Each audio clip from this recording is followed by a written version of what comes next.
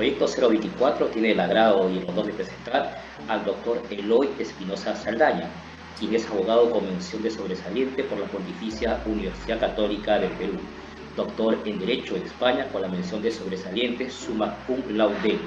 Además, el doctor Eloy Espinosa ha desarrollado estudios concluidos de doctorado en las universidades de Valladolid, España, y Buenos Aires, en Argentina. El doctor Eloy Espinosa Saldaña es catedrático de Derecho Constitucional, Derecho Administrativo y Derecho Procesal Constitucional en diversas universidades peruanas. Es además profesor principal, coordinador y exdirector general de la Academia de la Magistratura del Perú. Además, ha sido codirector del Máster en Proceso Contencioso Administrativo y Derecho Constitucional, dictado como consecuencia de una coordinación entre el Consejo General del Poder Judicial Español, el Poder Judicial Peruano y la Universidad de Jaén, España. El doctor Espinosa Saldaña es también catedrático de posgrado en Justicia Constitucional y Tutela de Derecho en la Universidad de Castilla de la Mancha, España, de los cursos de posgrado en Derechos Humanos y en Derecho Constitucional Económico de la Universidad Nacional de Lomas de Zamora, Argentina, entre otros. Hablar del doctor Eloy Espinosa Saldaña es también destacar sus cualidades y calidades de profesor visitante, profesor invitado y conferencista de diferentes universidades a nivel nacional e internacional, como Italia, Argentina, Bolivia, España, entre otros. Además, el profesor Eloy es expositor en congresos mundiales e iberoamericanos, Derecho Constitucional e Iberoamericano, Derechos Administrativos, entre otras actividades.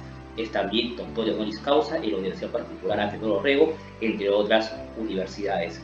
Asimismo, es miembro honorario de diversos colegios de abogados del Perú, coordinador de proyectos cooperantes como el Banco Mundial, el BID, USAID, Eurosocial, la gente sufre de soledad y paga dinero para que le hagas compañía. No sé cuál, no nada, puede ser judicial igualamericana, Eurosocial, entre otras instituciones. La realidad titular ante la Comisión hay una plataforma en internet para eso. Y organizador por encargo del Tribunal Constitucional de materializar en Lima actividades de conferencia iberoamericana y la Comisión de Venecia. Además, también es importante destacar que el doctor Eloy Espinosa Saldaña ha sido asesor legal de la Asamblea Nacional de Rectores, integrante y vicepresidente de la Comisión de Libre Competencia del INDECOPI, presidente de la Junta de Reclamos de Usuarios de los INDECOPI, jefe de gabinete asesor del presidente del Poder Judicial del Perú. Asimismo, es autor y coautor de innumerables publicaciones, libros, artículos a nivel nacional e internacional. Hoy tenemos el gran honor de presentar al honorable magistrado del Tribunal Constitucional nombrado por el Congreso de la República del Perú, doctor Eloy Espinosa Saldaña.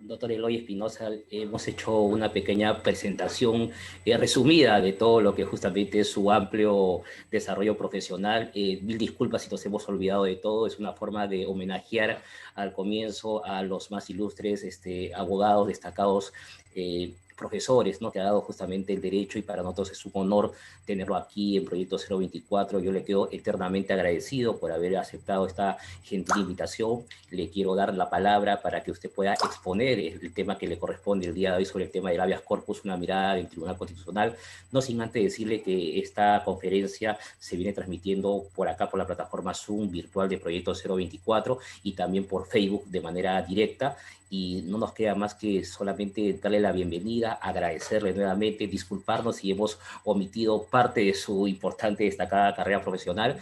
Le quería solamente decirle a nuestros oyentes que el doctor va a dar su exposición, después va a haber una serie de preguntas que puedan formular ustedes sobre temas vinculados a la disertación que va a tocar, y al final, doctor Eloy, queremos que nos acompañe una pequeña minuto para un reconocimiento que quiere hacerle obviamente el equipo de Proyecto 024 por su destacada trayectoria y siempre por la amabilidad de contribuir al mundo del derecho. Buenas tardes, le doy la palabra. Muchas gracias.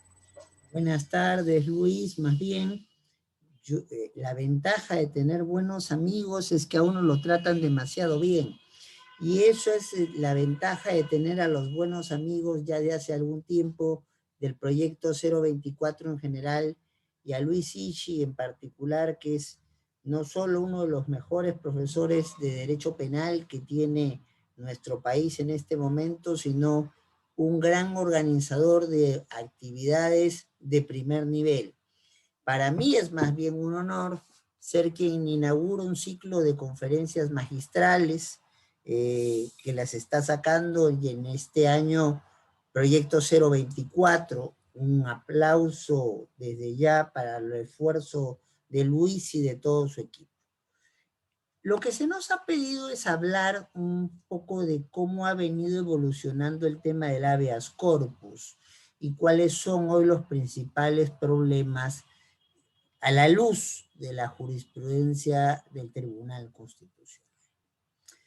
Esto no evita que tengamos que tocar siquiera de costado algunas cosas anteriores para dar una, digamos, una figura de contexto, pero sí queremos ir hacia los puntos directamente, aunque hay tanta cosa que decir que ya desde ya me disculpo si se escapa alguna, pero para eso está pues el espacio de las preguntas para poder compensar lo que uno por querer incluirlo todo de repente lo deja pasar.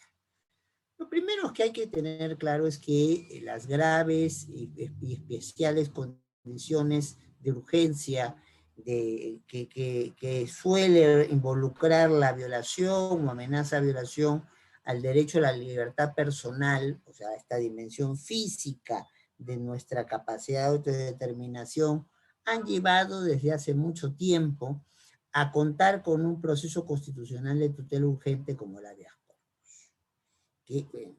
Esto tiene antecedentes desde Roma. En Roma se hablaba del interdicto de homine liberto exhibendo, que es precisamente el que la autoridad reconocía que se había cometido un acto abusivo privándole la libertad de alguien y cumplía ante el requerimiento que hacía de poner a exhibir a la persona. Si no le suena un primo hermano de un habeas corpus, por lo menos en realidad lo es, como lo es también la mención en la Carta Magna inglesa del 1215. Pero ya la primera norma de habeas corpus, a la que no voy a hacer referencia en este caso, porque esta no es una conversación sobre historia del derecho, entonces, pero la primera ley de habeas corpus es la Habeas Corpus Act de Inglaterra de 1679, o sea, es una hija de del contexto de la Revolución Inglesa. Y desde allí, entonces, progresivamente hacia todos los países se ha ido proyectando un proceso que en casi todos lados se llama habeas corpus. Entonces, es cierto que en México el amparo es una federación de instituciones y entonces lo llaman, es parte del amparo mexicano, el amparo de habeas corpus. Es cierto que en Chile se habla de recurso de amparo por la habeas corpus y recurso de protección por lo que nosotros llamamos amparo, pero en líneas generales todo el mundo entiende por habeas corpus lo que hay que defender de la libertad personal y las cuestiones conexas. Entonces, ahora, esto surge como una idea para enfrentar problemas de las detenciones arbitrarias, ¿no? Aquí todos estamos ya al tanto de cuando se habla de detención arbitraria, se está hablando de una detención policial por flagrante delito, o se está hablando de una detención hecha en función a un mandato judicial por juez competente, ¿no? Entonces, ahora, esto se ha ampliado mucho y precisamente la jurisprudencia del tribunal no ha ido a la saga en ello y nos plantea los tres problemas que hoy son los problemas centrales en cualquier parte del mundo que existe el habeas corpus para su tratamiento. En primer lugar, el reconocimiento de varios subtipos o de posibilidades de habeas corpus más allá del habeas corpus clásico, reparador, frente a las libertades, a las detenciones arbitrarias. El segundo problema es, como mucho, el constituyente es un político, no es un técnico en derecho, y muchas veces habla de libertad individual, que es autodeterminación en un sentido amplio, y no de libertad personal, que es en realidad para lo que fue creado el habeas corpus.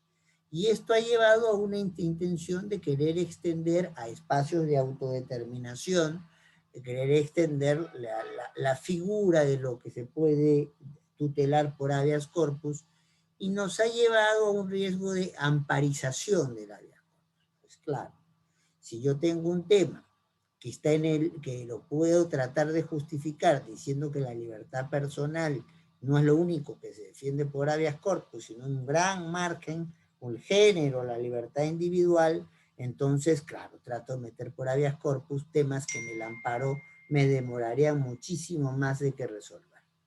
Entonces, luego, entonces, tenemos un tercer tema también que analizar, que es el mayor uso de habeas corpus contra resoluciones judiciales. Hoy en día, en la mayoría de países del mundo, los habeas corpus ya no tienen como índice mayor las detenciones arbitrarias, sino precisamente los problemas con resoluciones judiciales, y no solamente contra sentencias, sino muchas veces contra autos, y sobre todo en un tema muy quisquilloso siempre, que es el de la prisión preventiva. Bueno, sobre estos tres fenómenos vamos a conversar. Entonces, y espero poder decir algo panorámico pero sustancioso al mismo tiempo sobre ellos, y si no, las preguntas de ustedes complementarán cualquier duda. Vamos al primer fenómeno, el reconocimiento de varios subtipos de habeas corpus. Y aquí sí, el Tribunal Constitucional peruano la acertó con una sentencia normativa que es considerada también es casi pues un manual del habeas corpus planteado a nivel de sentencia. Entonces, en realidad, estoy hablando del caso de Leovina Ponte, ya nadie se acuerda qué es lo que planteaba Leovina Ponte. Entonces, el caso mismo se resuelve muy rápido por una anterior composición del tribunal, pero le da el pretexto de este caso para presentar que frente a una mentalidad establecida durante muchos años, no solo en el Perú, sino en buena parte del mundo, que el habeas corpus no solamente es para defendernos de detenciones arbitrarias. Entonces tenemos ahí la sentencia manualito que nos permite como doctrina jurisprudencial, entonces, de especificar subtipos de habeas corpus, ya no solo el habeas corpus clásico, reparador, que es el de la detención arbitraria porque no hay mandato judicial por juez competente ni hay flagrante delito. Entonces tenemos el habeas corpus restringido, o sea, no solo, acá no hay propiamente una violación de la libertad personal, pero sí una amenaza, porque hay un hecho cierto e inminente. ¿Cuál es? El del seguimiento. Entonces, cuando hay supuestos de seguimiento a una persona, esto sin duda menoscaba un ejercicio libre, un ejercicio cabal de su libertad personal, porque, por ejemplo, cualquiera de ustedes sale de donde está y en la puerta tiene a Espinosa Saldaña con una libretita apuntando. Si son de los que no tienen trabajo remoto, se van a su sede de trabajo y dentro de su trabajo encuentran a Espinosa Saldaña en la puerta apuntando. Salen del trabajo y Espinosa Saldaña también está apuntando y ustedes toman un auto propio o un taxi o van en transporte colectivo y Espinosa Saldaña les sigue. Entonces, no pueden ejercer a cabalidad su libertad personal. Entonces, en estos supuestos cabe, entonces, frente a seguimientos no autorizados, entonces, cabe, ya sea por funcionarios públicos o por entes privados, cabe un habeas corpus que es llamado el habeas corpus restringido. Cuando el problema no es liberar al detenido, pero sí asegurar condiciones de humanidad en su detención, no al hacinamiento, no a la posibilidad de castigos o de comportamientos injustificables frente a quien esté en condición de detenido o detenida.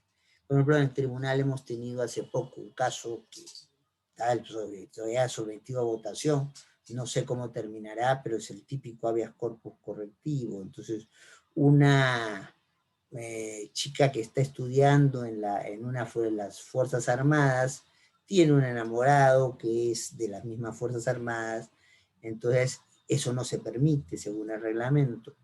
Le hacen un arresto de 6 días y la chica ya estaba con el enamorado, había tenido relaciones y tenía ya un embarazo bastante notorio. Estaba con más de 4 meses de embarazo.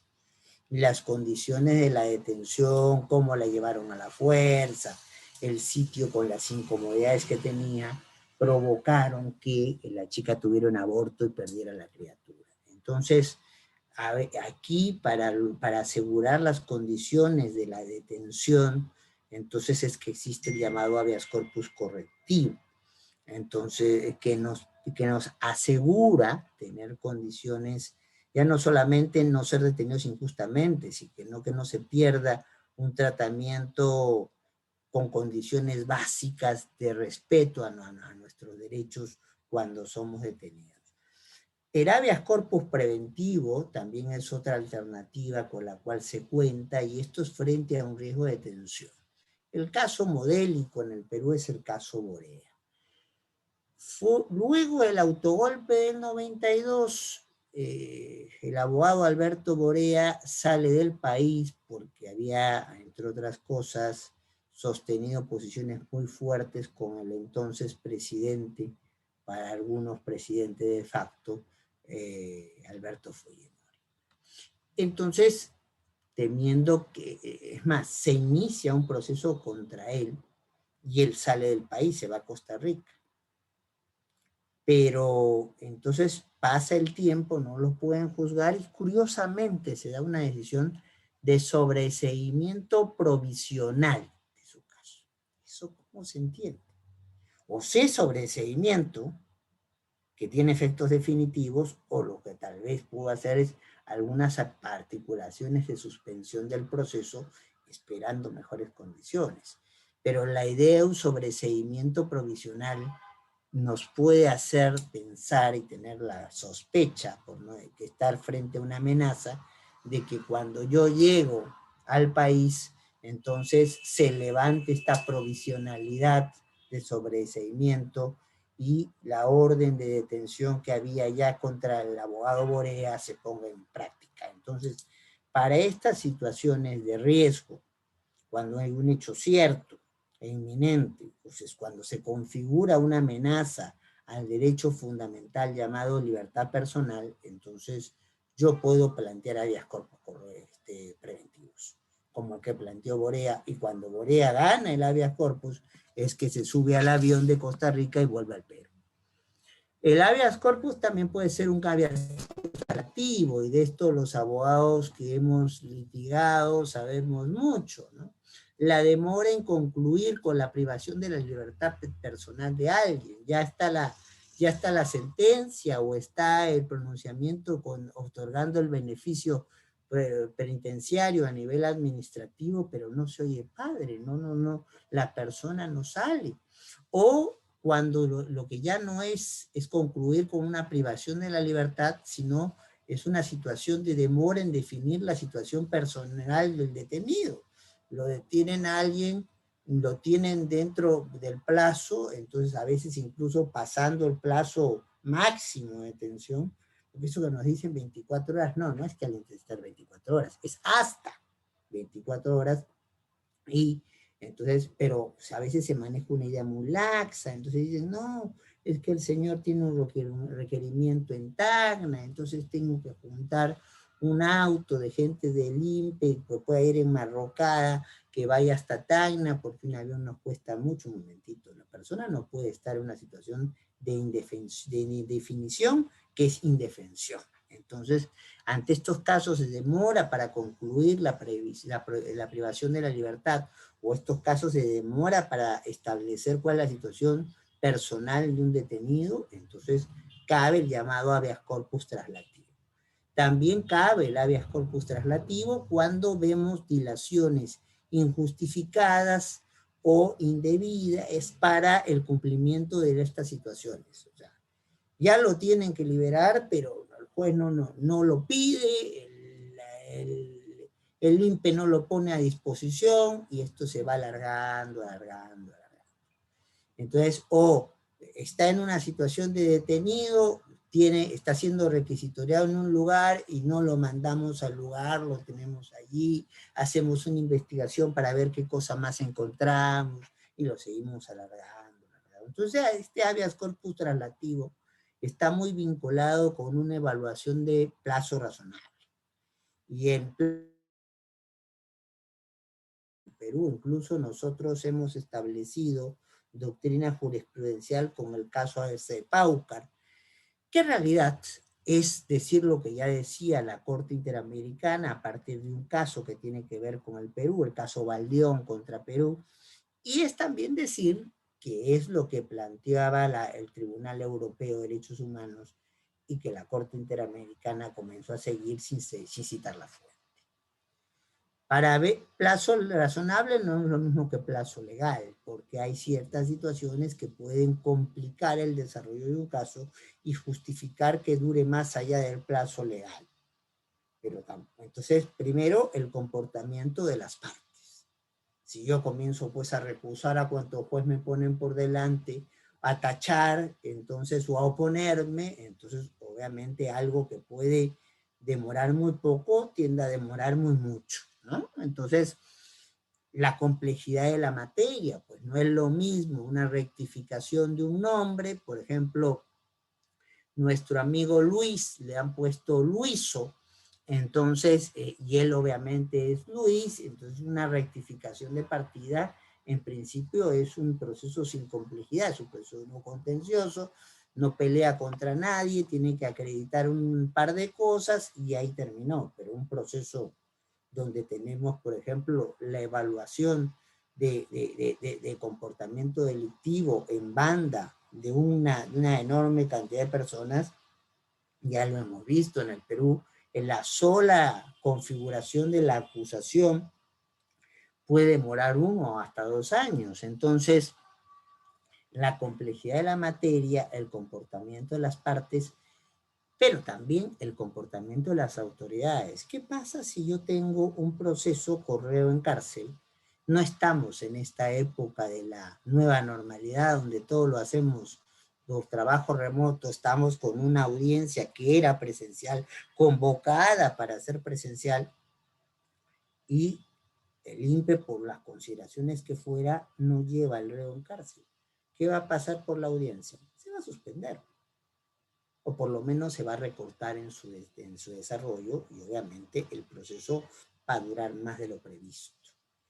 Pero entonces que un proceso dure más de lo previsto es cosas que puede ocurrir porque cualquiera de estas situaciones se puede dar. Un caso complejo, unas partes complicadas, un cambio de autoridades reiteradas, o sea, estoy en aquellas cortes superiores donde me ponen un provisional un día, el otro día ese provisional sube a la corte superior y me ponen un nuevo provisional allí, cualquier parecido con la realidad es mera coincidencia. Entonces, pero la demora puede ser comprensible, pero el habeas corpus traslativo lo que no va a estar es en favor de el quebrantamiento de un plazo razonable. Para poder, por ejemplo, determinar cómo llevamos a una persona tacna, no puedo tenerla en una situación de suspensión de cualquier reclamo en una carceleta 40 días.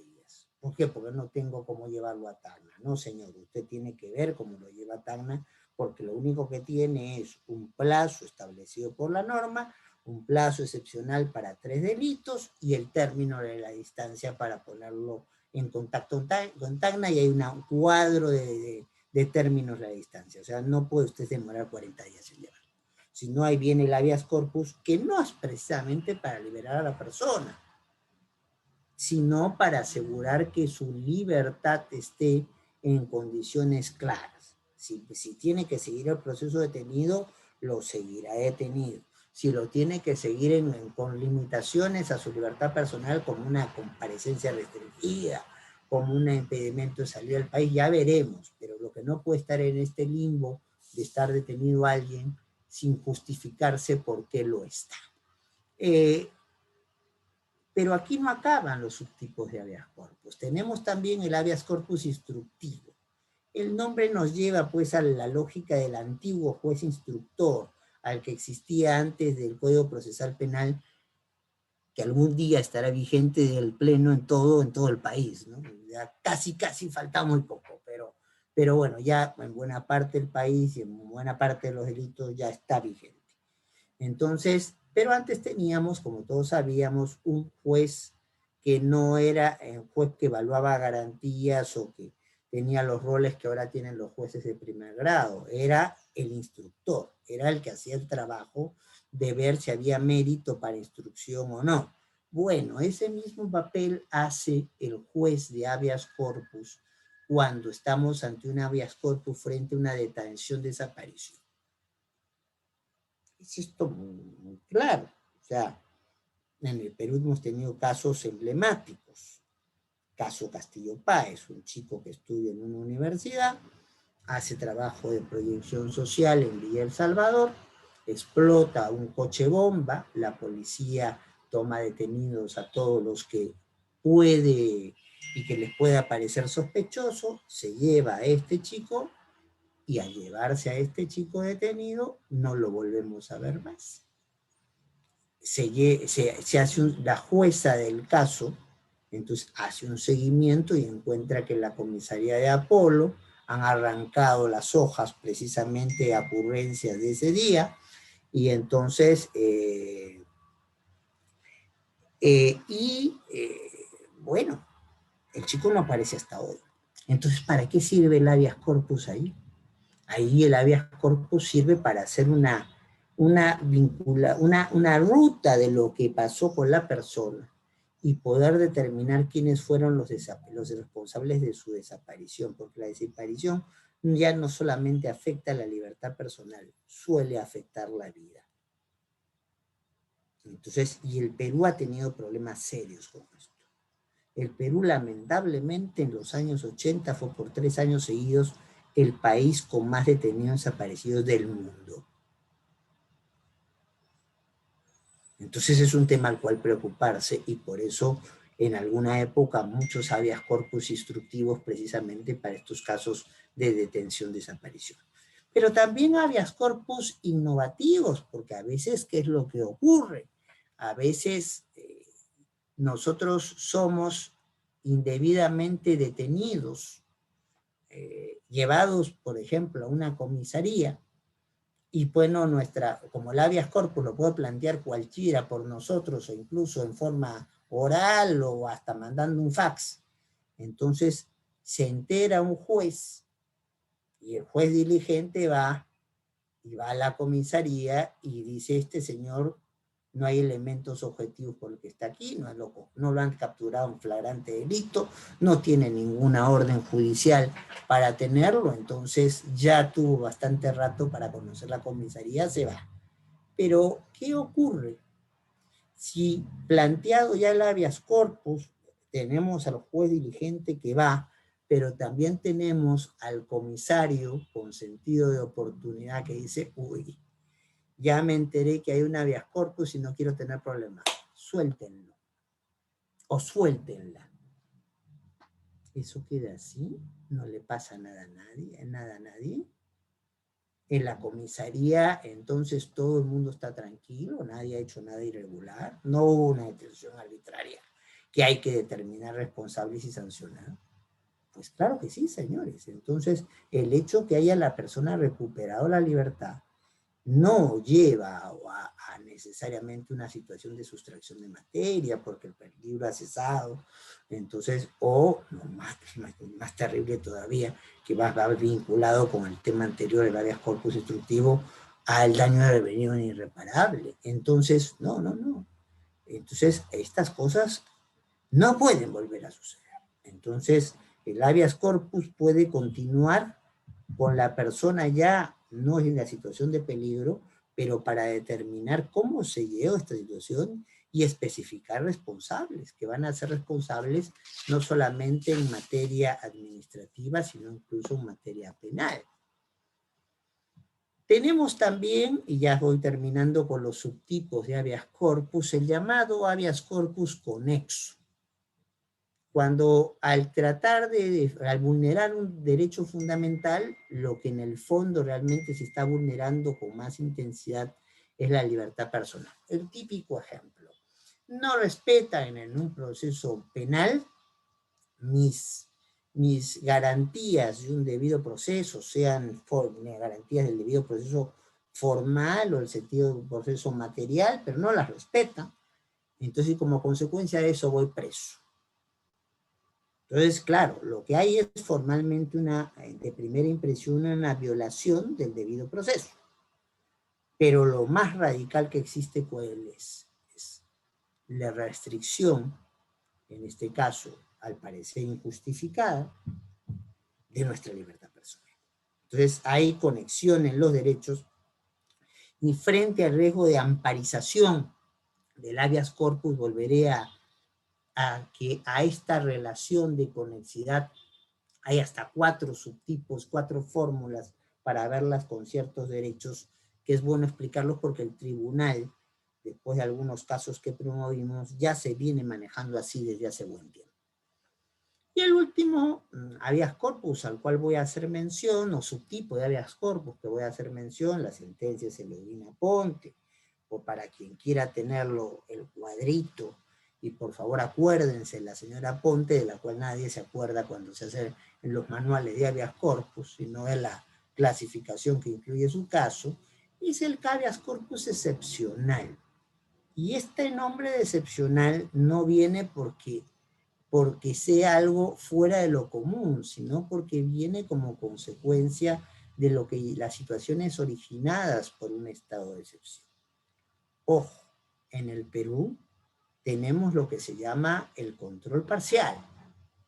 En algunos países, cada vez menos, el acto, la declaratoria de un acto de una situación de excepción, el Perú,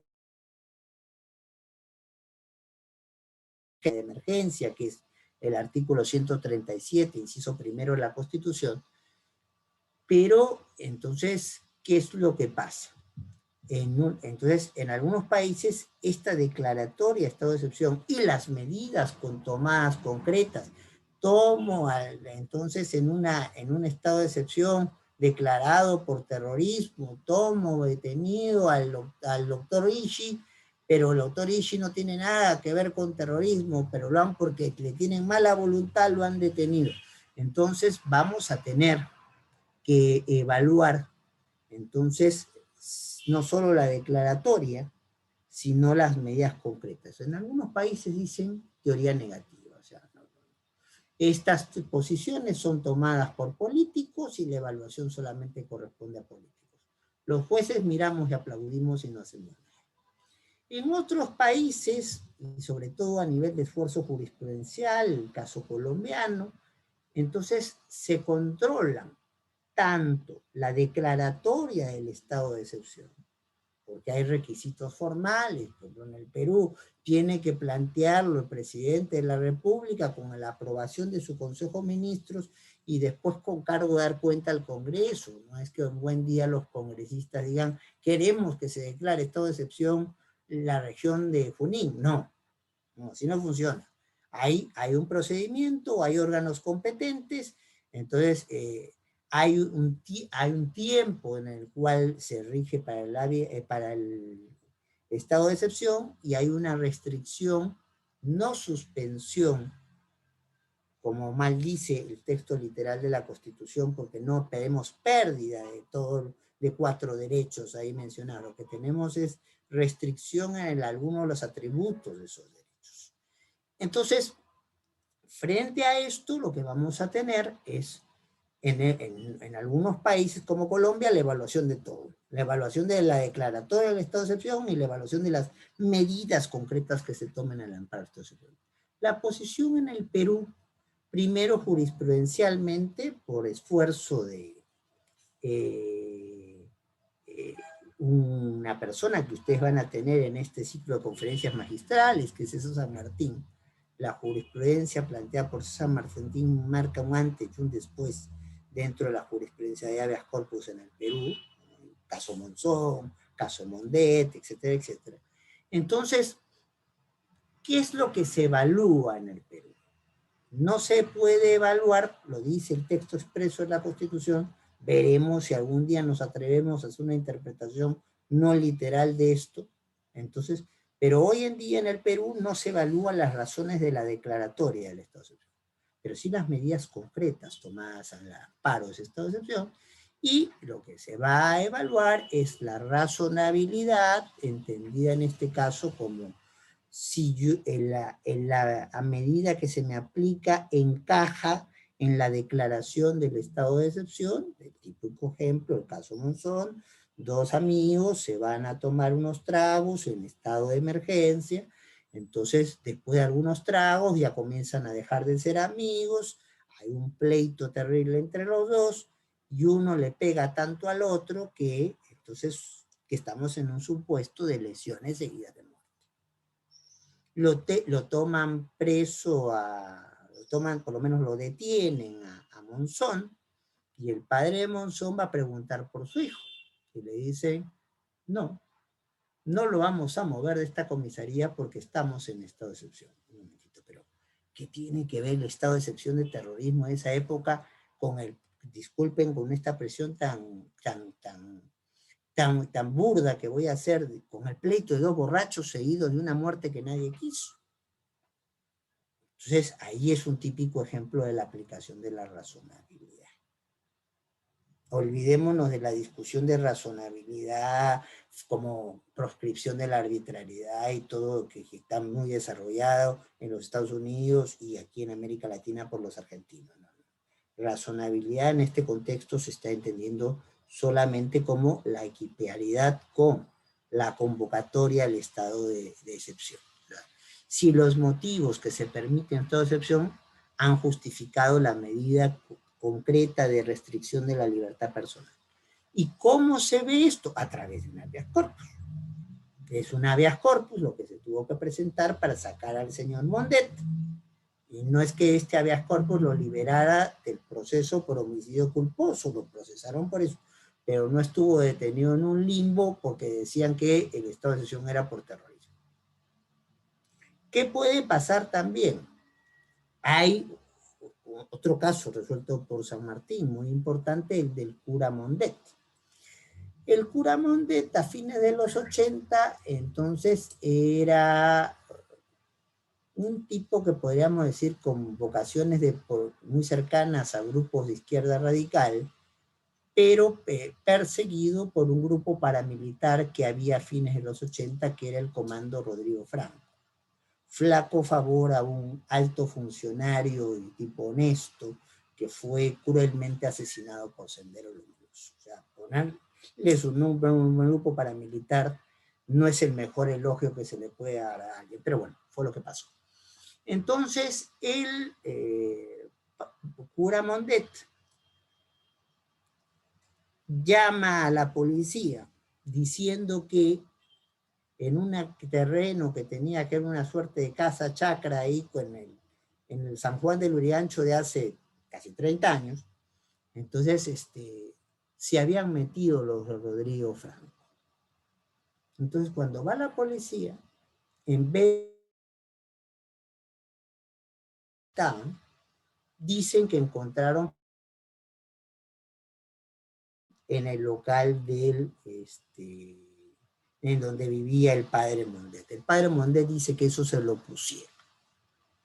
Lo cierto es que hay detenciones por terrorismo en esa época, y al padre Mondet se lo llevan acusándolo de terrorismo, pero ahora que estamos tan acostumbrados, cosa que no estábamos tanto antes, a los juicios de proporcionalidad, si yo soy quien denuncia que me están atacando y después porque encuentran alguna propaganda que yo digo que no la encuentran, sino que la han metido, es motivo suficiente para llevarse a alguien preso y aplicarle la máxima detención posible, porque uno de los supuestos para esa máxima detención posible es terrorismo, como que se rompe el juicio de proporcionalidad, ¿no? Lo que todos conocemos, idoneidad, necesidad, proporcionalidad en sentido estricto, como que había alternativas menos gravosas para ver su caso que ser el acusador y terminar siendo el acusado. Entonces allí cabe,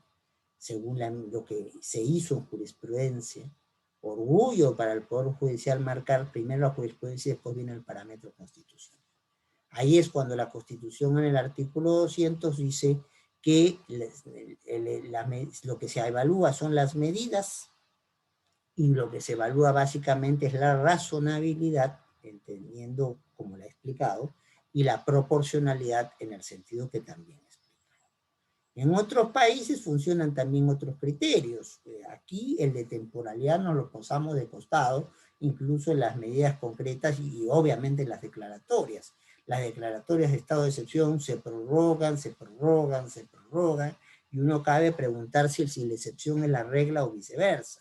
Entonces, en otros países no puede haber esta prórroga y los jueces usan mucho el tema de la temporalidad.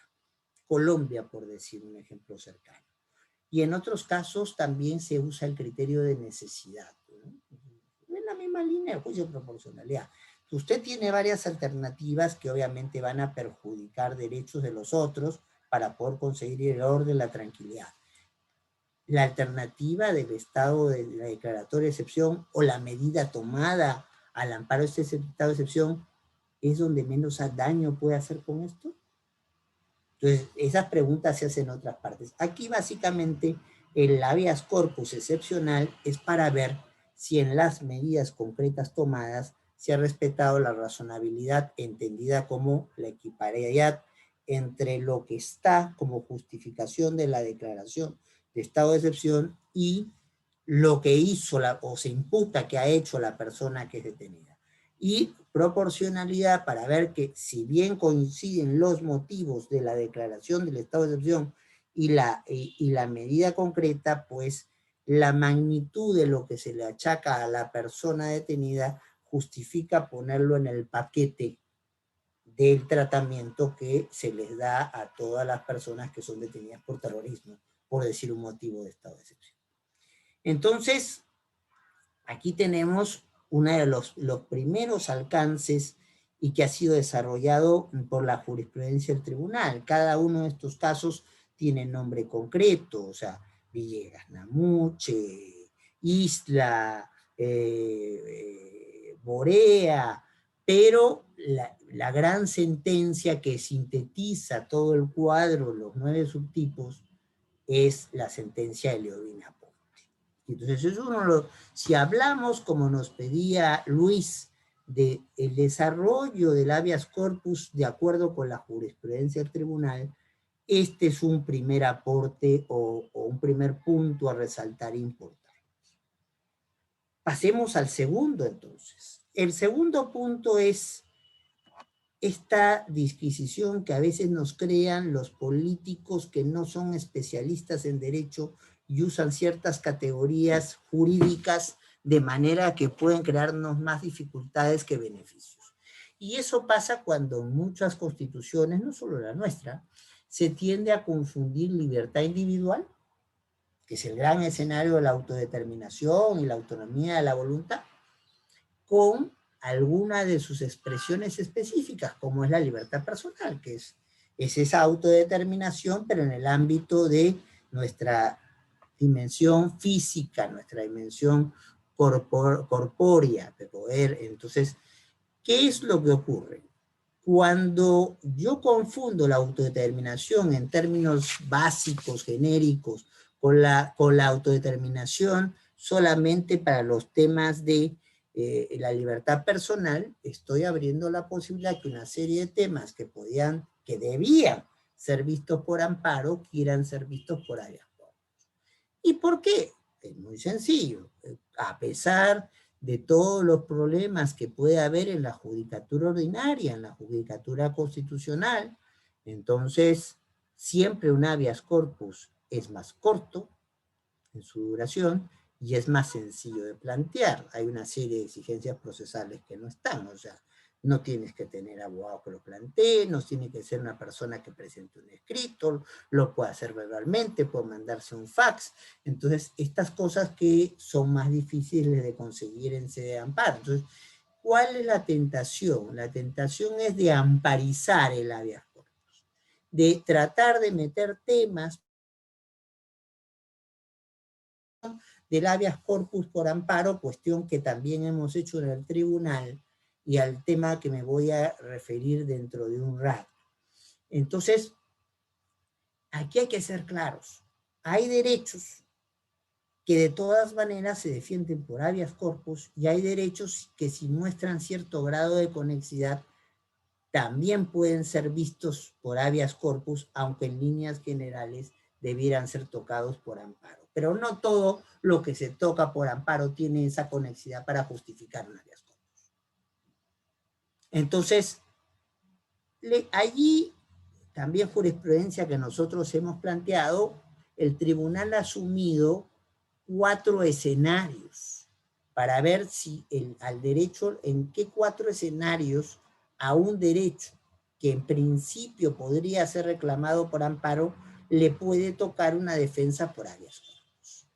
Y vamos desde el escenario más sencillo al escenario más complejo. El escenario más sencillo es aquellos contenidos que son prácticamente típicos de la libertad personal y que son derechos que se desprenden propiamente de ella, ¿no? Entonces, por ejemplo, mencionando algunos derechos, el derecho a no ser exiliado, no ser confinado, el derecho a no ser sometido a una trata, servidumbre, esclavitud, derecho frecuentemente violado en el Perú, pero invisibilizado. Toda la lógica de chicas peruanas y extranjeras que con engaños son llevadas y obligadas a prostituirse en Madre de Dios.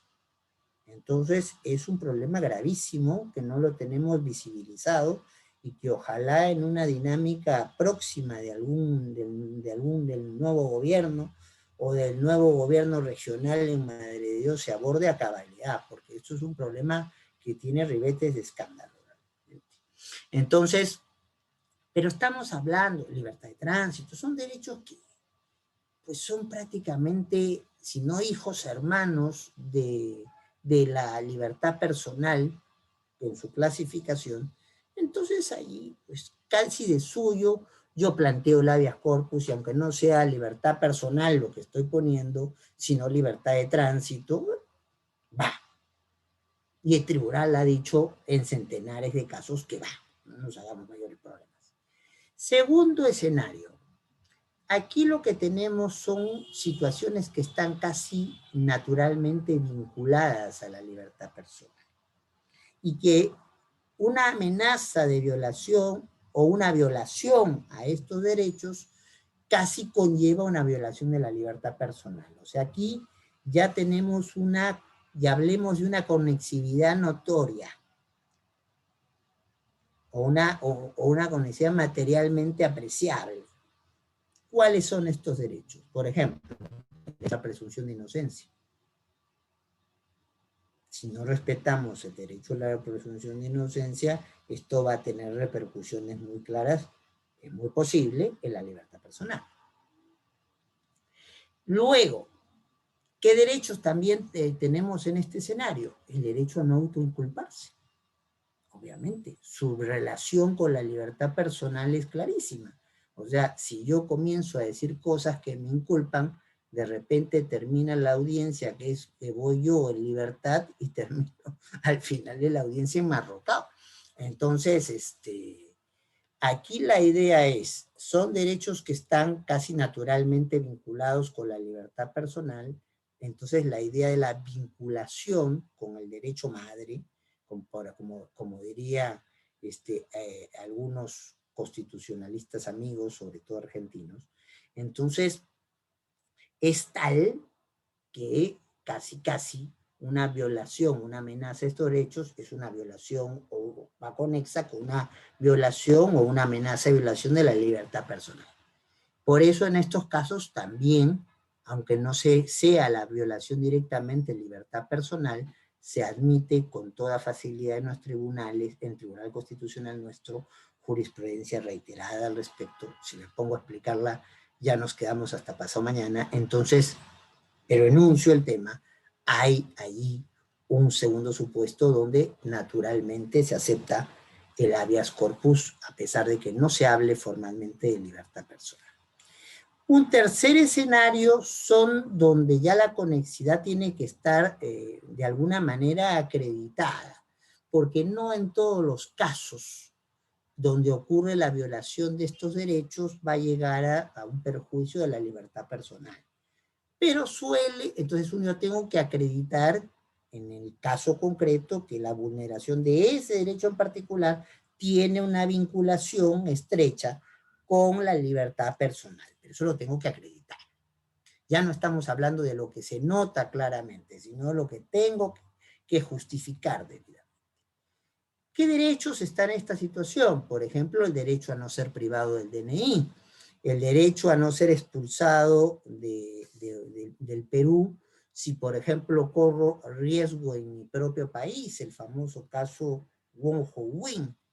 Wong Ho-wing es un empresario chino que tiene una serie de problemas, denuncias en su país por contrabando, y por no pagar sus impuestos, y eso en China se castigaba en una época con pena de muerte. Entonces Wong Ho-wing viene aquí al Perú, el gobierno chino pide su extradición, y el Estado peruano dice, habeas corpus, un momentito.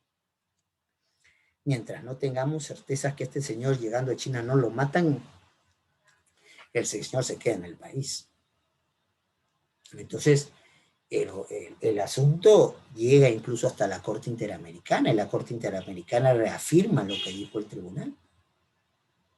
Entonces, Wong Ho-wing se quedó en el Perú hasta que el gobierno chino tuvo que hacer una carta al Estado peruano y otra a la OEA, de quien depende de la Corte Interamericana, explicando que su legislación ya había cambiado y que bajo ningún supuesto se le podía aplicar la pena de muerte por estos comportamientos delictivos que se le imputaban, y en algunos casos ya tenía condena. Entonces, y es cierto, Wong Ho-wing en este momento está en una cárcel de China, no sé si disfrutándola o no, pero no ocurrió que se le llevó para matarlo. Entonces, en estos casos, no en todos los casos, pues, se puede justificar un habeas corpus contra un pedido de extradición, porque hay gente que bien extraditados están, pero si la extradición va a significar riesgo para las personas, o la extradición va a ser, por ejemplo, romper con una agrupación familiar, el caso Mezquita de Oliveira, donde era un brasileño que llegó al Perú, entonces con visa de turista, pero se quedó trabajando muchos años, descuidó no sacar la visa, se casa en el Perú, tiene una hija en el Perú, y Migraciones lo manda de paseo de nuevo a Brasil. ¿Y qué pasa con el núcleo familiar, con el interés superior de la niña que había tenido ahí? Entonces, ahí cabe el habeas corpus, sí, pero no es que toda extradición justifique un habeas corpus. No, justifica aquellas donde va a haber una violación de la libertad personal. En otros casos, es una justificada reacción frente a ahí siendo procesado o ha sido condenado por algo. Y hay ya el último tipo de situaciones que se manejan aquí. Entonces, en la jurisprudencia del tribunal, así como un primer tema eran los subtipos de habeas corpus, el segundo tema es cómo nos manejamos frente a estos señores que todo lo que es amparo quieren meterlo a habeas corpus, y le dicen no, solamente estos 4 supuestos son aquellos casos donde típicamente se defienden por habeas corpus, pero hay una mención expresa del Código Procesal Constitucional, léase artículo 25, que permite su defensa de forma conexa por habeas corpus. Aquí hablamos de inviolabilidad de domicilio, hablamos sobre todo de debido proceso y algunas de sus expresiones más notorias, ¿no? Defensa, pluralidad de instancias, entonces, etcétera, etcétera. Entonces, voy resolviendo con estos dos de los, digamos, 3 problemas más importantes que ha evaluado el Tribunal Constitucional. Y por si alguien tiene dudas, entonces el tribunal también hace la mapita de decir cuáles son los derechos en los cuales, aparte de la libertad personal, habitualmente defiende por habeas corpus, independientemente de la lista del artículo 25 del Código Procesal Constitucional, que por cierto tiene plena vigencia. Pero además de eso, integridad personal, sobre todo en supuestos que lamentablemente han ocurrido en el Perú, de tortura y de tratos humanos inhumanos o degradantes. Aquí se mantiene esta distinción porque nosotros hemos suscrito en la Convención contra la Tortura. Y según la Convención contra la Tortura, solamente agentes estatales podrían causar tortura. Entonces, aquí hemos jugado, copiando la idea del artículo 8 del Convenio Europeo de Derechos Humanos, a hablar de tratos inhumanos o humillantes. ¿Cuál es un ejemplo que se puede plantear? El señor entra a robar en un asentamiento humano, nada justifica su comportamiento, pero nada justifica que todos los vecinos lo retengan y en vez de retenerlo y esperar que venga la policía, le quiten la ropa, lo pasen desnudo por todo el asentamiento, le echen querosene y que quieran quemarlo. Entonces, estos casos son de tratos inhumanos, de tratos humillantes, hechos por particulares que justifican la interposición de un habeas corpus. Obviamente, el derecho a no ser objeto de una desaparición forzada, Castillo Páez, el caso Villegas Namuche y el famoso derecho a la verdad que surge a partir de esto, en los primos Villegas Namuche, la inviolabilidad de domicilio es un derecho que en principio está pensado para el amparo, pero casi siempre termina vendiendo por la habeas corpus, y el debido proceso en alguna de sus manifestaciones. Estoy viendo ahí en las preguntas que aparecen en el chat que alguien me pregunta sobre la reconversión del proceso de habeas corpus en amparo. ¿Por qué el tribunal permite esto? Que muchas veces sabemos que es una jugada o una estrategia poco elegante, por decirlo menos, de algunos abogados que lo que quieren es un proceso más corto para evaluar su pretensión y que a mitad de camino, para que entonces esto no se caiga, apuestan a que va a haber una reconversión del proceso y así entraron por la puerta rápida del habeas corpus y después quedaron asentados en un amparo que de repente plantearlo directamente les hubiera costado muchísimo más poder ingresar al escenario de la protección jurisdiccional. Pero no queda otra cosa. Primero porque, como todos sabemos, está la idea de iura no vicuria, o si queremos hablar en términos más procesal constitucionalmente propios, la suplencia de la queja deficiente, en el tema de lo que es mecanismo de protección de derechos. O sea, las partes en principio no tienen por qué saber la calificación del derecho que se les está vulnerando o amenazando. Entonces, por ese sentido, pero el juez sí. Entonces, el juez puede darse cuenta que un tema que se planteó por habeas corpus es un tema de amparo. Está nuestro famoso caso del señor que entonces tiene su casa en un asentamiento, en un condominio, y han formado una asociación los miembros del condominio. El apellido del señor es Mamani, pero no es ni el congresista actual Mamani, ni el congresista fallecido Mamani, es otro señor Mamani. Entonces, en esta situación, estamos en el planteamiento de esta situación, se ve entonces que el señor dice, ¿por qué voy a poner una? Los vecinos dicen, hay peligro a la seguridad y vamos a poner una tranca. Y todos vamos a pagar una cantidad de dinero para poner la tranca. Mamani no quiere. Dice, yo no tengo problema de seguridad y además no tengo plata, no voy a pagar para poner la tranca. Entonces, ¿qué ocurre? Los vecinos ponen la tranca y Mamani tiene que, lo del Dirvirgun que estoy viendo que ahí es otra cosa. Eso, lo de los actos sobre la eficacia de derechos de los particulares, lo puedo explicar después, es un IPERDI, eso es, comienza el derecho laboral alemán, se hace teoría en Alemania y después explico cómo ha llegado aquí, pero no nos desviemos del tema que estamos tocando. Ahora, entonces, aquí lo que ocurre es que, bueno, al señor no lo dejaban entrar a su casa y planteó un habeas corpus, pero su problema en realidad era un problema de libertad o era un problema de igualdad. porque no es que le impidieran llegar a su casa, o sea, a su casa llegaba, lo que le hacían es que a diferencia de todos los miembros del condominio, él tenía que pedir que le levante la valla, que ponga el portero que estaba ahí, por cierto, la tarjetita y le levante para pasar. Entonces, de igualdad. Es un problema de igualdad, porque él puede transitar. Lo que se le está poniendo es un tratamiento diferente que no tiene justificación razonable que el resto de sus vecinos. Está sufriendo una discriminación por no querer pagar una cuota que, por cierto, no era obligatoria, por lo menos estatutariamente no. Entonces, por eso hay la posibilidad de que casos que lleguen por error, y a veces por malicia, pero no podemos evitarlo porque eso estamos para proteger derechos, entonces se conviertan habeas corpus en amparos, habeas corpus inicialmente planteados en amparos después. Esto no lo puede hacer cualquier juez, eso lo hemos dicho en jurisprudencia reiterada. Caso Toledo, caso Nadine Heredia, por ejemplo.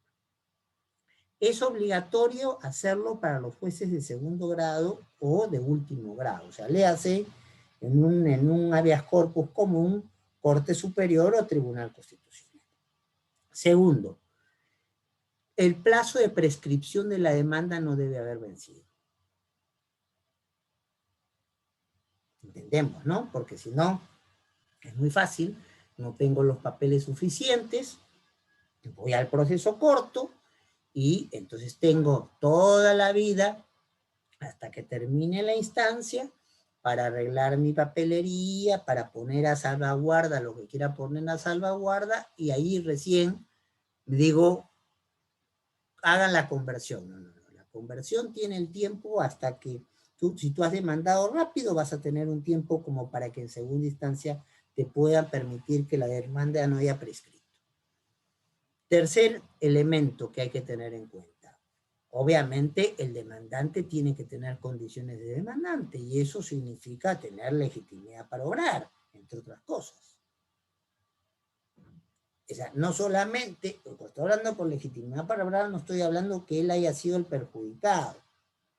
Porque hay gente que es perjudicada pero no tiene legitimidad para obrar porque tiene alguna situación de capiti diminutio, o sea, de disminución de capacidad y no, ellos no tienen legitimidad para obrar. Van a requerir, por ejemplo, si un niño de 8 años es el perjudicado en el caso, obviamente no va, el que va a pedir la conversión de la habeas corpus en amparo, no es el niño de 8 años, va a ser su tutor, y si es una persona ya mayor de edad, entonces muy mayor de edad o con problemas de ser pródigo, esto será pues el curador o curadora quien asuma esto. En ningún caso podrá variarse el petitorio. Lo que estamos hablando es de suplencia de queja deficiente. Pero esa suplencia de queja deficiente es poner las cosas en sus propios términos legales porque los jueces son los que conocen el derecho. No es romper con la congruencia procesal. No es que si, a ver, yo comienzo un caso discutiendo realmente un tema de igualdad y en el camino quiero, hágame el favorcito, cámbialo por libertad de empresa. No. La parte puede haberse equivocado y que hizo que planteó por habeas corpus verse por amparo, pero la pretensión es la misma. Lo que pasa es que el juez tiene que darse cuenta que el contenido, como en el caso Mamani que les ha presentado, el contenido justifica un tratamiento por otro derecho y por otro proceso. Obviamente tiene que haber un riesgo de irreparabilidad del derecho, ¿ya? Porque estamos hablando de procesos de tutela urgente. Entonces, solo puede usarse si hay en esa misma línea, entonces, la necesidad de evitar un daño irreparable. Porque, por ejemplo, claro, en el habeas corpus búsquese un fe, la posibilidad de una medida cautelar. Entonces, en cambio, en el amparo sí. Entonces, de repente, si esto es un tema de amparo, yo necesito pasar al amparo para tener una medida cautelar que me permite estabilizar la situación. Y por último, en cualquier caso, hay que preservar el derecho de defensa del demandado. Entonces, segundo escenario. Primer escenario es la jurisprudencia del tribunal ha esclarecido que el habeas corpus no es solo el habeas corpus reparador o clásico, sino que hay muchas alternativas. Segundo escenario, que el habeas corpus y el amparo son procesos constitucionales de tutela urgente de los derechos, pero hay un escenario para uno y hay un escenario para otro, y si está mal planteado el tema que debió pedir el amparo, a él la alternativa extrema de una situación de conversión de un proceso en otro. El tercer punto, probablemente a los abogados litigios el que más le interese, pero creo que estoy bien avanzadito en la hora, y voy a tratar de ir rápido, pero no con eso, con falta de contenido. El habeas corpus contra resoluciones judiciales. Entonces, en el Perú, tanto en el habeas corpus como en el amparo, en mucha época se usó la teoría de la cuarta instancia. O sea, yo voy a, entonces, en sede de amparo o sede de habeas corpus, ya voy a revisar todo lo absolutamente posible que quieran revisar. Entonces, eso no va bien. No es la lógica, entonces, para la cual están los procesos, entonces, constitucionales. En los procesos constitucionales están para dar tutela diferenciada de urgencia a aquello que lo requiere. Para lo que pueda tener un tratamiento de tutela ordinaria, precisamente están las vías ordinarias de protección. Entonces, ¿qué es lo que se tiene que utilizar como mecanismo para poder ver si estamos ante una resolución de este caso, de un caso de habeas corpus, que pueda ir contra una resolución judicial emitida incluso por la Corte Suprema?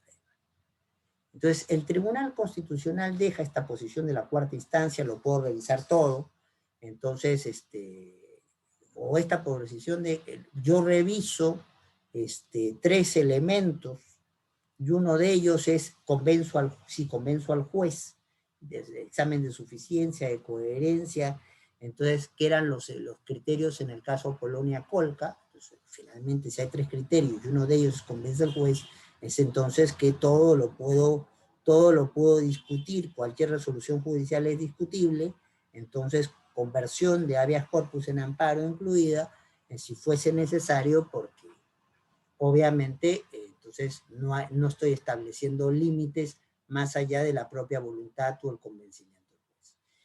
Como esto abrió mucho la puerta para poder, entonces, mire señor, estoy dando jurisprudencia, si usted no me la escucha, yo no tengo la culpa.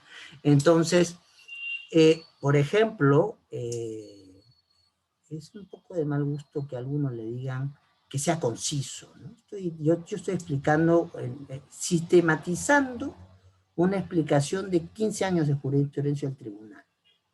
Entonces, con todo disculpas para el resto de los expedientes, pero claro, si alguien levanta la mano y te dice seas conciso, no está explicando bien, bueno, yo le invito a que venga él a explicar y yo lo escucharé con mucho gusto. Entonces, ¿qué es lo que se está utilizando a partir del caso Banco República?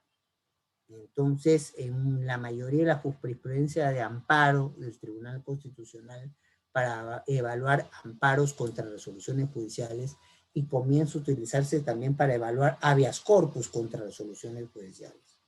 Entonces, agradezco asumo sus disculpas, no se preocupe, ahí lo dejamos. Entonces, es ver qué errores encontramos en el diseño de la resolución judicial que estamos discutiendo. Primero, errores entonces esta fórmula no es nueva, no es peruana de origen, es copiar la teoría planteada por Schneider en Alemania y hacer básicamente lo que está haciendo el Tribunal Constitucional alemán cuando hace una evaluación básicamente de amparo, porque no llegan en muchos casos de habeas corpus al Tribunal Constitucional Federal alemán. Entonces, para resoluciones judiciales. Entonces, aquí, primero, error de exclusión. O sea, ¿qué quiero decir con esto? Hice la resolución, tenía que mencionar al derecho que era libertad personal o desarrollar y explicarlo, me olvidé. Entonces ahí tengo un motivo para plantear un habeas corpus contra esa resolución. Segundo elemento, error de configuración del derecho. Todos sabemos que libertad personal es entonces la posibilidad de autodeterminación de la capacidad física que tiene una persona. Para poder yo estar aquí con ustedes conversando moderadamente y después estar con mi familia dentro de un rato, o entonces, si soy lo suficientemente valiente y le creo a la ministra de Comercio Exterior y Turismo, entonces poder salir de viaje con mi vacuna molecular y ya no, entonces, y ya no tener que hacer cuarentena en el sitio que llegue. Entonces, eso es un error de configuración. Me olvido de mencionar un elemento básico en el derecho. Esto es más fácil en derechos que no son libertad personal. Por ejemplo, en propiedad me olvido del disfrute del derecho. O me olvido de la disposición del derecho. Entonces, mutilo al derecho, y entonces si hago eso con una resolución judicial, ya sea en amparo para los otros derechos o en habeas corpus con la libertad personal, también estoy incurriendo en un error o un vicio que justifica un habeas corpus contra una resolución judicial. Entonces, luego lo que estamos viendo es errores en la aplicación del juicio de proporcionalidad. Todos conocemos de lo que hablamos con un juicio de proporcionalidad: idoneidad, necesidad, proporcionalidad en sentido estricto. Lo pongo con un caso concreto. Por ejemplo, el doctor Ishii es una persona que tiene tiempos muy marcados. Y yo lo conozco de buen tiempo porque tuve el placer cuando fui jefe de gabinete de asesores en el Poder Judicial, de tenerlo como el responsable de la asesoría legal de todos los temas del Consejo Ejecutivo del Poder Judicial, nada menos. Entonces, después fue al Ministerio de Justicia y tuvo un cargo notable también allí. Entonces, ¿qué es lo que pasa cuando hablamos de juicio de proporcionalidad? Ishii es un tipo violento para nuestro ejemplo. Pensaba que esto iba a terminar a las 7 de la noche, ya son 7:13 y todavía no acabamos. Entonces, no le estoy dando ideas y felizmente es virtual el asunto, pero supongamos que fuera presencial. Ishii saca una pistola y dice: si no se calla en 2 minutos, doctor, lo voy a matar.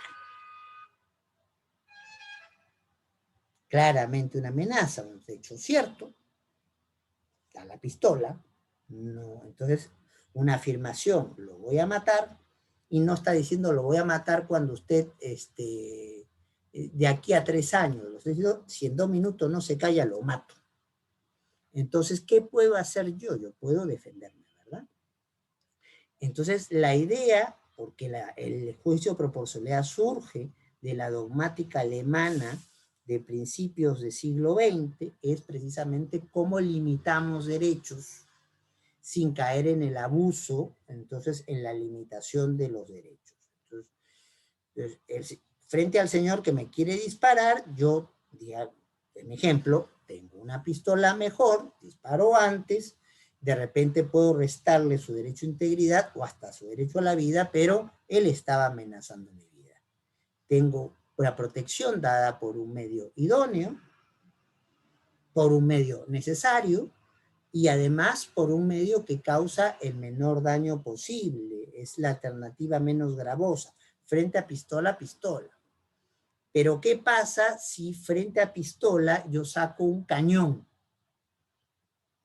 Obviamente se rompe el juicio de proporcionalidad, porque no estoy utilizando la alternativa menos gravosa. Obviamente, aun cuando me amenace con una pistola el doctor Ishii, que espero que nunca lo haga, entonces es solamente un ejemplo didáctico.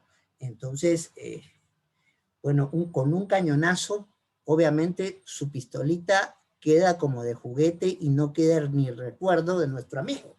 Entonces, una sentencia de habeas corpus o de un proceso penal no puede cometer ese error en el juicio de proporcionalidad.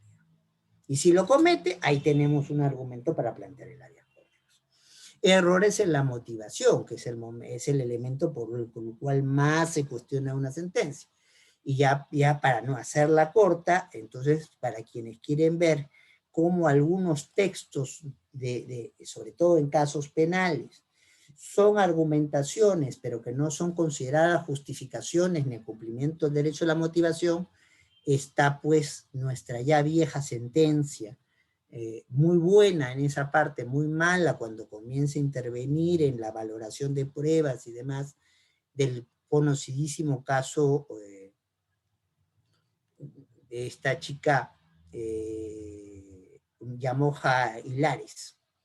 Entonces, esta chica que todos sabemos tuvo una discusión con su madre y entonces la madre aparece muerta con un montón de cuchillazos, ella tiene algunos, y entonces la Corte Suprema hacen una evaluación más de las reglas de la experiencia y dicen que reglas de la experiencia ni 8/4, acá qué es lo que objetivamente se puede demostrar. Entonces, la motivación tiene que ser, sobre todo si está hablando de recorte de derechos, meter a esta chica a la cárcel, 30 años fue lo que se marcó en la primera sentencia, tiene que haber todos los supuestos de motivación tienen, o los riesgos de motivación tienen que cubrirse, y si no se cubren, se justifique el habeas corpus. Y por cierto, si hay errores procesales, tanto en el proceso como en el procedimiento, o sea, no presenté el caso en plazo, no fui a la autoridad competente, no seguí el procedimiento adecuado, entonces, o lo seguí y no me lo quieren respetar, obviamente ahí hay un margen de acción para el habeas corpus.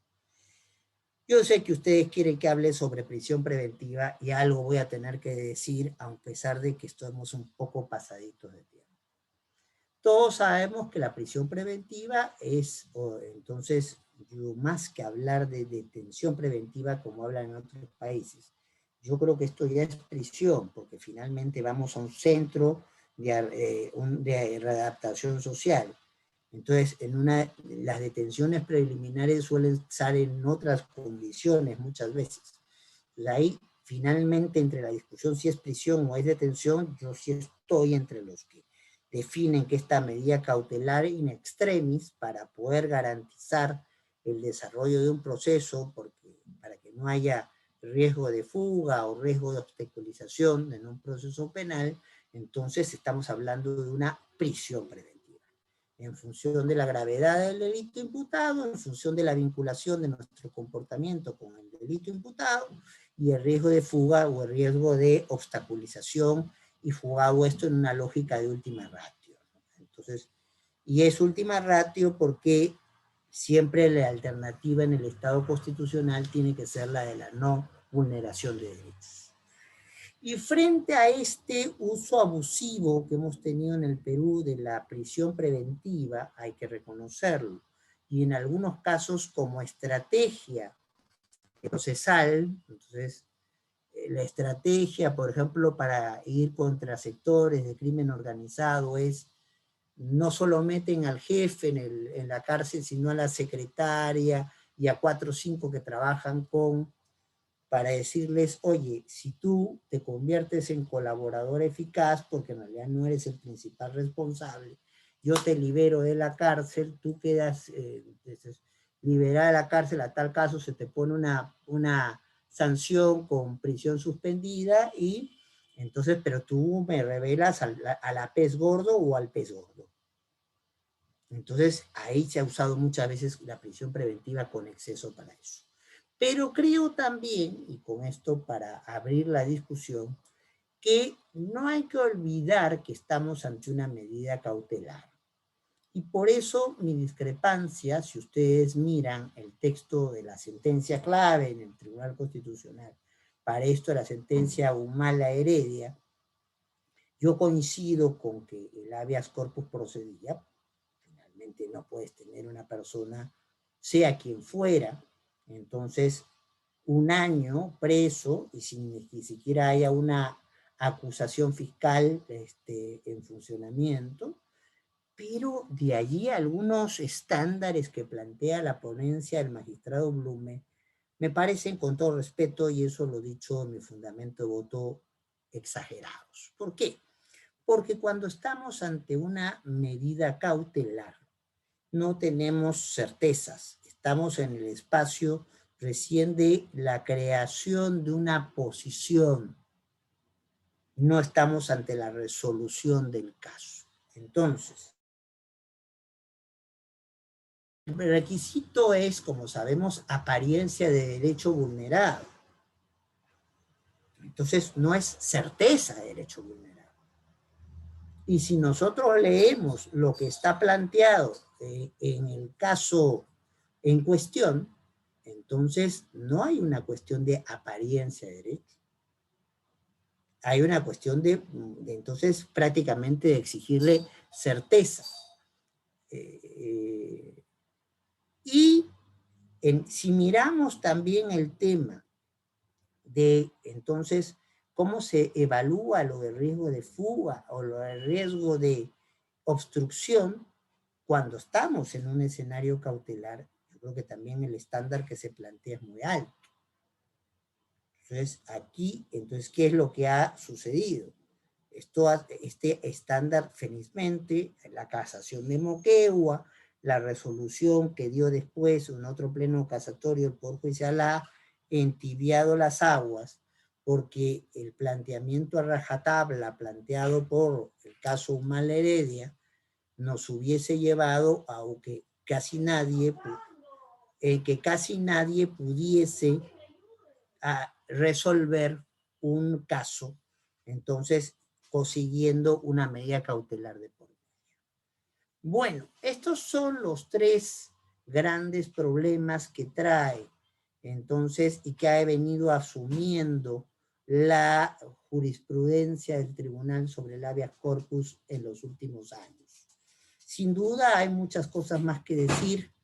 Tenemos ahí para eso el espacio de las preguntas, pero no olvidemos, ha habido un avance en la determinación del ámbito de acción del habeas corpus, que no solamente es el clásico reparador.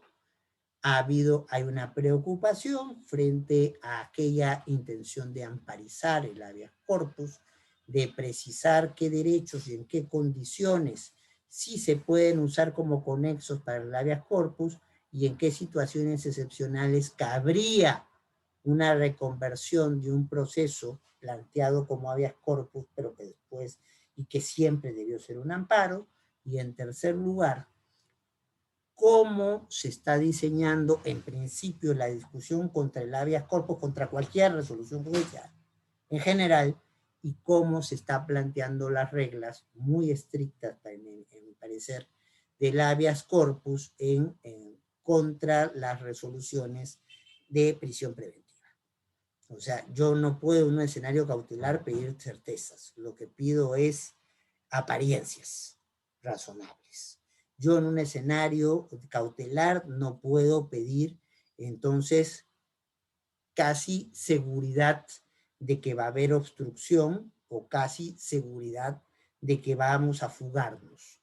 Lo que puedo pedir es, hablando de razonabilidad, la constatación razonable de un riesgo de fuga o la constatación razonable de una posibilidad de obstrucción. Si no, señores, ¿para qué tenemos, aunque sea como última ratio, una medida cautelar llamada prisión preventiva? Si vamos a ponerla en el cielo casi como la consideración de la resolución del caso, entonces borremos el escenario de las medidas cautelares en el ámbito penal a la prisión preventiva y quedémonos pues, con la comparecencia simple, con la comparecencia restringida y los otros escenarios cautelares que ustedes conocen muy bien. Bueno, disculpas, Luis, me he pasado un poco de la hora, pero creo que por lo menos como ideas básicas había que plantear todos estos temas. Tú me pediste que dijera cuál es el estado de la cuestión y cuáles son los avances de la jurisprudencia del Tribunal Constitucional o retrocesos o riesgos también frente al habeas corpus, y eso es lo que hemos tratado de cumplir de la manera más sucinta posible.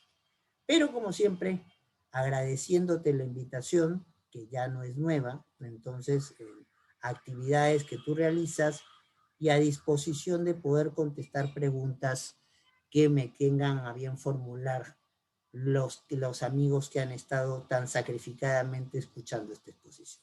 Muchas gracias por eso.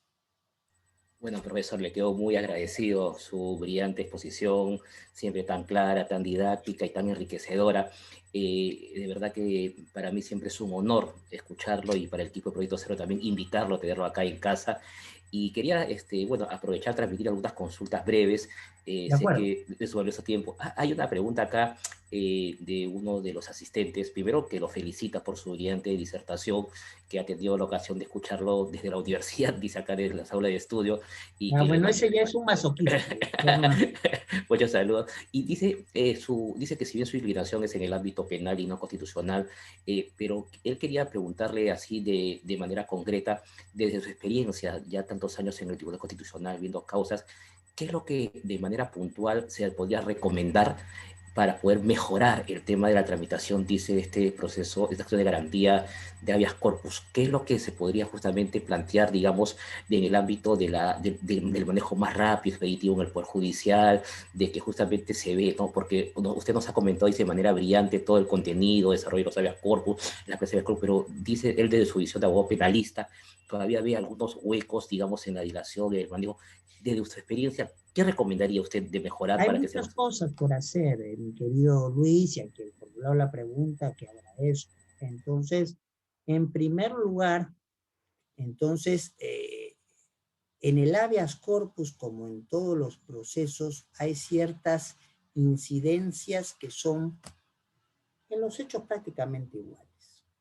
Entonces, los españoles le llaman providencia, ¿ya? ¿Qué es? Tener ya casi de cajón en el Ministerio Público, en la Universidad de Buenos Aires, están vendiéndole la práctica a todo el mundo, cierto tipo de resoluciones que muchas veces se dilatan en el tiempo para emitirse y que todo el mundo sabe de qué van a ir. Entonces, sistematizar eso. Entonces, y tener una respuesta rápida. Mira, yo prefiero que un caso dure 3 años y me saquen una interlocutora y me digan, lo están haciendo perder por gusto, o que me demoren 9 años, casi como demora el Tribunal Fiscal para resolver las cosas, y después recién ahí me digan, ¿sabe qué cosa? Improcedente, debió plantearlo por otra vía, váyase usted a plantearlo por otra vía. Eso me parece ya que es no solamente un insulto al justiciable, sino la negación completa de lo que supuestamente es un proceso de tutela de derechos fundamentales en lógica de tutela urgente. Entonces, yo lo que le recomendaría es primero que hay que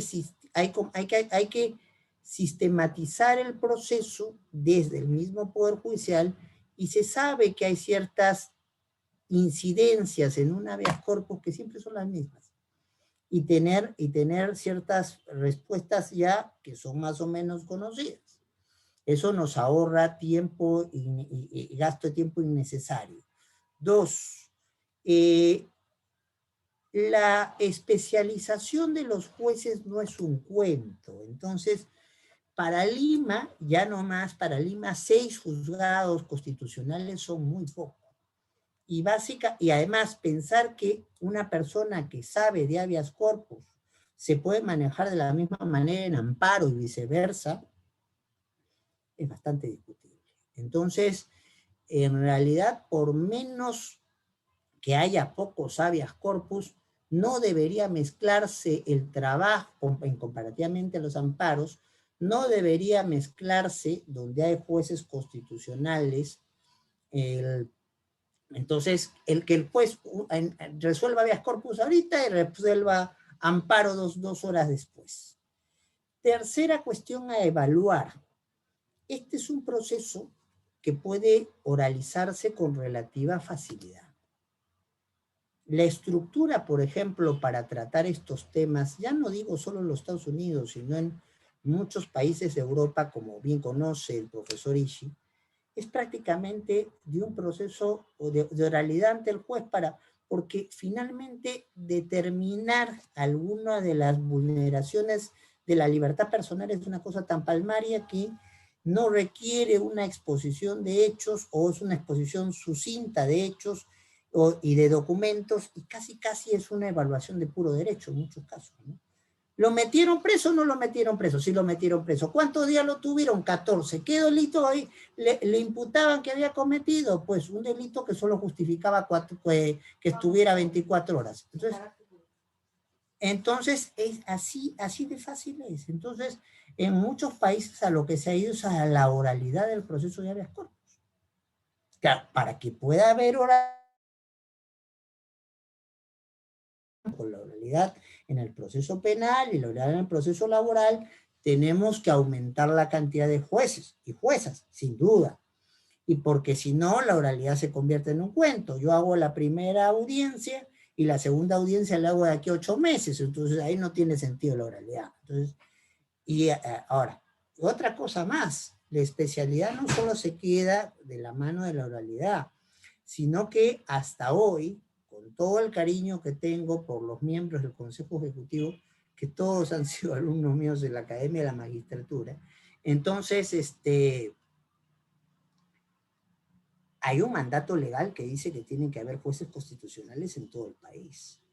Y si alguna zona del país no da para tenerlo, bueno, podemos juntar jueces constitucionales en distritos judiciales próximos. De repente no hay tantos casos en Tacna, pero si junto Tacna con Moquegua ya la cosa se ve mejor planteada.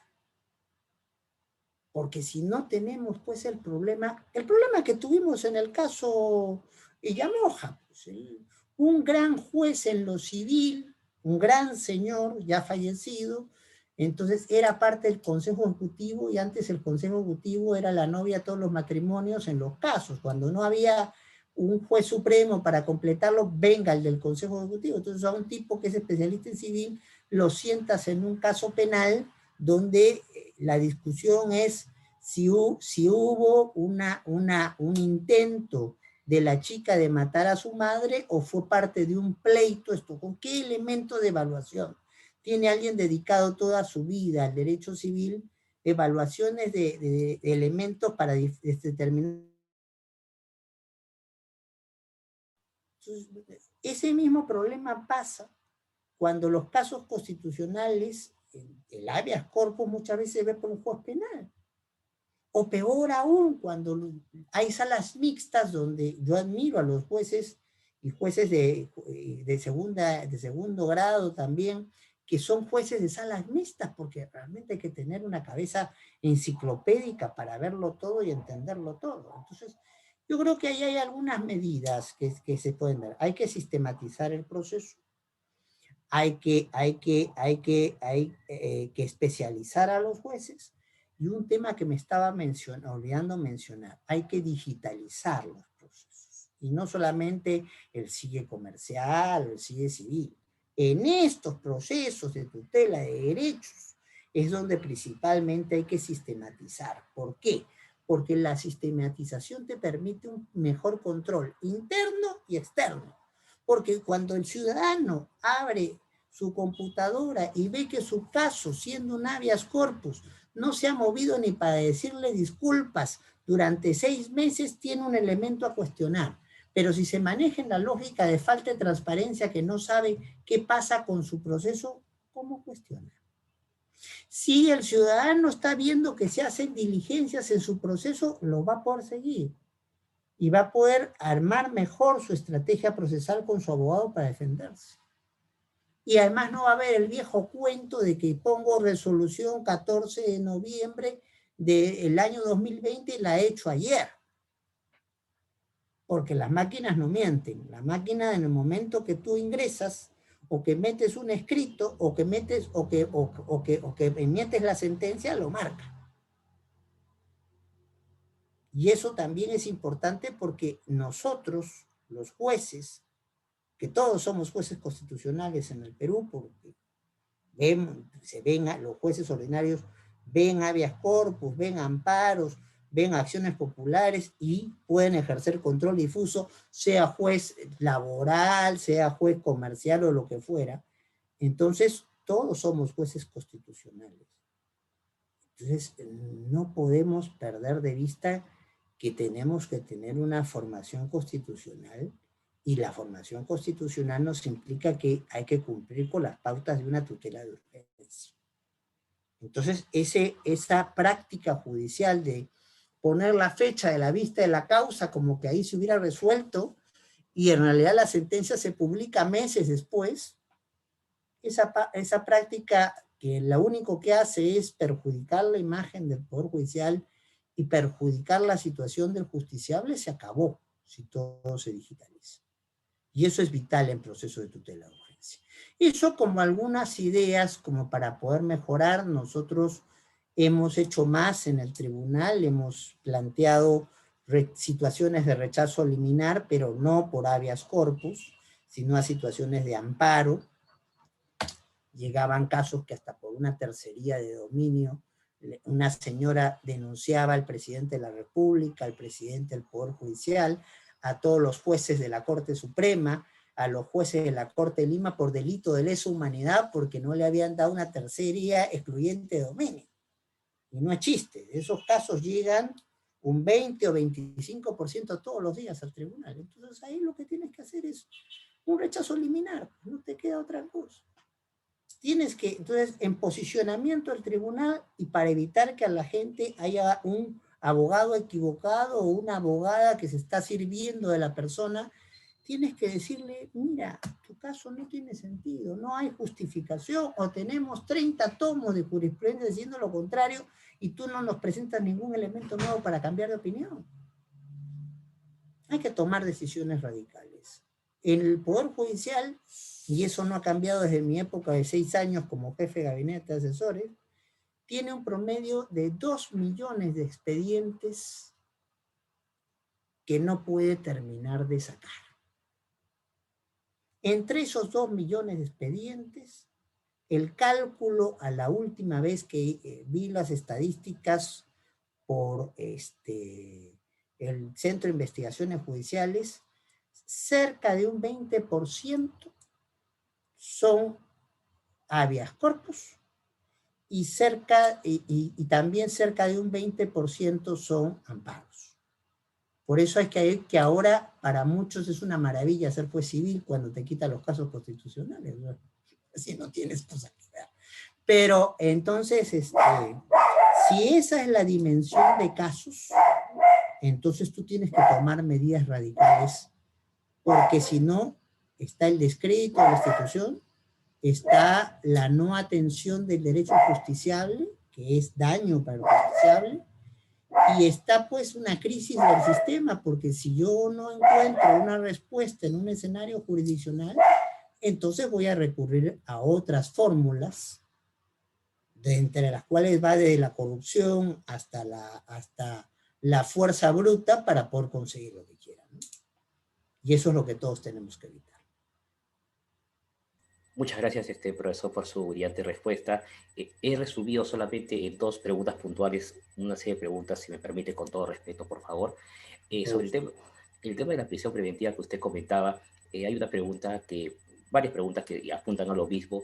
Es que si existe alguna discrepancia o falta de entendimiento entre la Corte Suprema y el Tribunal Constitucional sobre el tema de la prisión preventiva, ¿hay algún tipo de acercamiento para poder, yo obviamente... entiendo que en este momento no. Porque allí hicimos, cuando yo estuve de vicepresidente del tribunal, con Manolo Miranda a la cabeza, teníamos una ventaja. Yo he trabajado, soy hijo juez y he trabajado toda mi vida en el Poder Judicial o vinculado al Poder Judicial. Entonces, ya sea como profesor, ya sea como jefe administrativo del Poder Judicial. Manolo era un juez provisional de la Suprema y teníamos a una jueza supernumeraria. Entonces, ¿qué pasa eso? Cuando las personas se conocen, siempre el diálogo es más fácil. Entonces, nosotros convocamos a reuniones para discutir ciertos temas. Se hizo muy pomposo en el salón que tenemos ahí en Palacio de Justicia. Entonces, los salones del tribunal son bastante más modestos.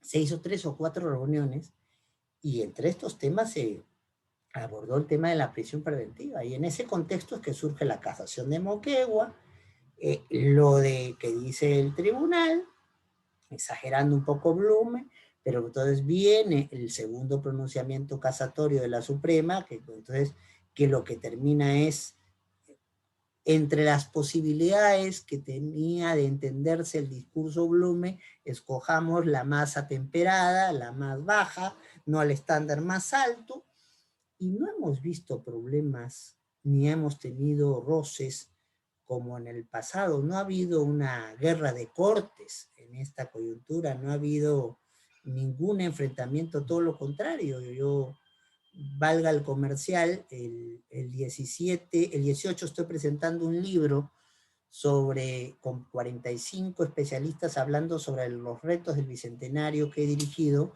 y una de las presentadoras es Elvia Barrios, la presidenta de la Corte Suprema. Entonces, las relaciones personales, institucionales con la Corte Suprema en términos generales y en particular en la prisión preventiva no es de enfrentamientos, porque primero hay una buena relación personal y segundo, no solamente en la Corte Suprema, sino nosotros mismos no hemos tomado la radicalidad de los parámetros que planteaba la ponencia Blume, sino estamos jugando con estándares que corresponden más a una medida cautelar. Yo no puedo pedir certezas en un escenario de una medida cautelar. Yo de ahí me juego con apariencias, no con certezas. Entonces, si esto se entiende así, entonces la cosa se lleva en paz, nadie tiene mayores problemas, y es más, en otras épocas, el declarar nula una sentencia de la Corte Suprema, salían los supremos ofendidos y querían casi quemarnos el kiosco.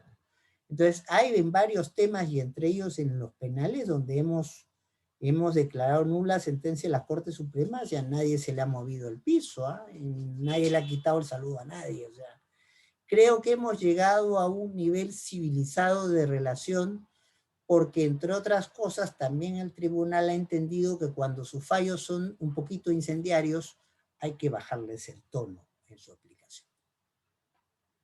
Muchas gracias, doctor Eloy. La última pregunta, para no abusar de su tiempo, después le pediría que se quede solamente un minuto después de su pregunta para un pequeño reconocimiento de parte del equipo Proyecto 024.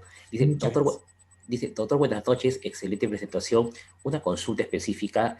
¿Qué opinión le debe usted con respecto al habeas corpus colectivo en razón de los hacinamientos de los penales en razón del COVID-19?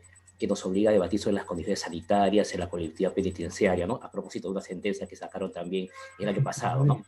A ver. La sentencia, a ver, es que hay que aplicar el contexto de la sentencia del tribunal. Alguien que por cuestión institucional debería ser más cuidadoso o cuidadosa con lo que declara, se fue de mambo, declaró más de la cuenta. Entonces, y finalmente hay que ser claros. Entonces, comenzó a hablar de que había que hacer ciertas políticas públicas y que había que tomar ciertas acciones de corrección y demás. Entonces, nosotros los jueces, en principio, no hacemos políticas públicas. Controlamos políticas públicas, hay una serie, eso es una cuestión siguiendo los parámetros de un caso de la Corte Interamericana, caso de Campo Algodonero versus México. Entonces evaluamos una serie de déficits también si tiene la política pública, y solo en casos muy excepcionales planteamos las sentencias estructurales, o sea, es ante la falta de toma de decisión de quien hace la política pública, entonces nosotros mientras tanto damos ciertas medidas que se pueden cumplir. Pero claro, entonces cuando se declara mucho y después nos viene el caso concreto, se quiere plasmar esa lógica en una sentencia donde prácticamente el tribunal se pone a ordenarle a todo el mundo qué es lo que tiene que hacer y cómo la política pública que tiene que fijar. Entonces, yo me ciño a mi voto, ¿no? Entonces, yo voté en favor del sentido de la sentencia, pero dije, esta es una típica sentencia. El juez tiene que ser activista, pero no hiperactivista. El juez tiene que reconocer que tiene autoritas, pero no potestas. O sea, tiene autoridad, pero no es el dueño ni de la caja ni de la espada. Entonces, hay cosas de su decisión que las tiene que presionar en el ámbito jurídico y que no basta con la buena voluntad de decir.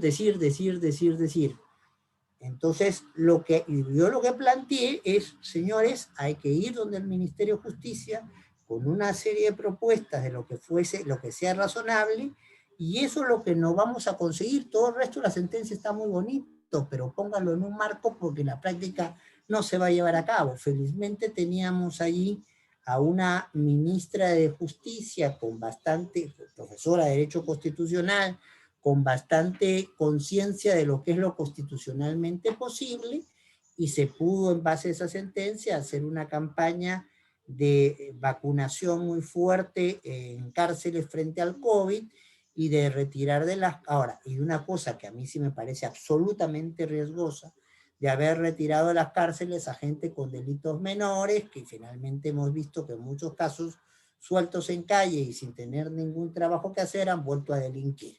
Entonces, pero bueno, entonces yo sí creo que tienen que haber una serie de políticas públicas, y algunas bastante agresivas, frente al hacinamiento de las cárceles. Yo no descartaría, como ya ocurre en otros países, el pasar a fórmulas de asociaciones público-privadas para el manejo de las cárceles, asignación de una cantidad de dinero, entonces para que pueda haber gestiones o concesiones, entonces de particulares, etcétera, etcétera. El Estado solo no se da abasto. Tenemos una población carcelaria que cuatriplica la cantidad de gente que podemos meter en las cárceles. Entonces, en ese contexto, esa sentencia me parece muy bonita, pero me parece muy poco efectiva. Y creo que, modestia aparte, más sirvió el fundamento de voto para que se hiciera lo razonable en esta coyuntura que una sentencia grandilocuente que de rey a paje le decía cómo manejar el hacinamiento, y obviamente pasó lo que pasó en su momento después de la Segunda Guerra Mundial. Cuento la anécdota porque es muy gráfica. Después de la Segunda Guerra Mundial, los ganadores se reúnen, bueno, Churchill, que era un ganador de prestado, porque en realidad la guerra la ganan otras, y los verdaderos ganadores de la guerra, ¿no? Entonces, Eisenhower y Stalin. Y el Papa, de aquel entonces, con la mejor intención, le manda una larga carta de cómo tienen que hacerse las cosas después de terminar la Segunda Guerra Mundial. Stalin, que era un tipo muy irónico, sonríe y dice: ¿y con cuántos portaaviones se porta el Papa para hacer cumplir esto?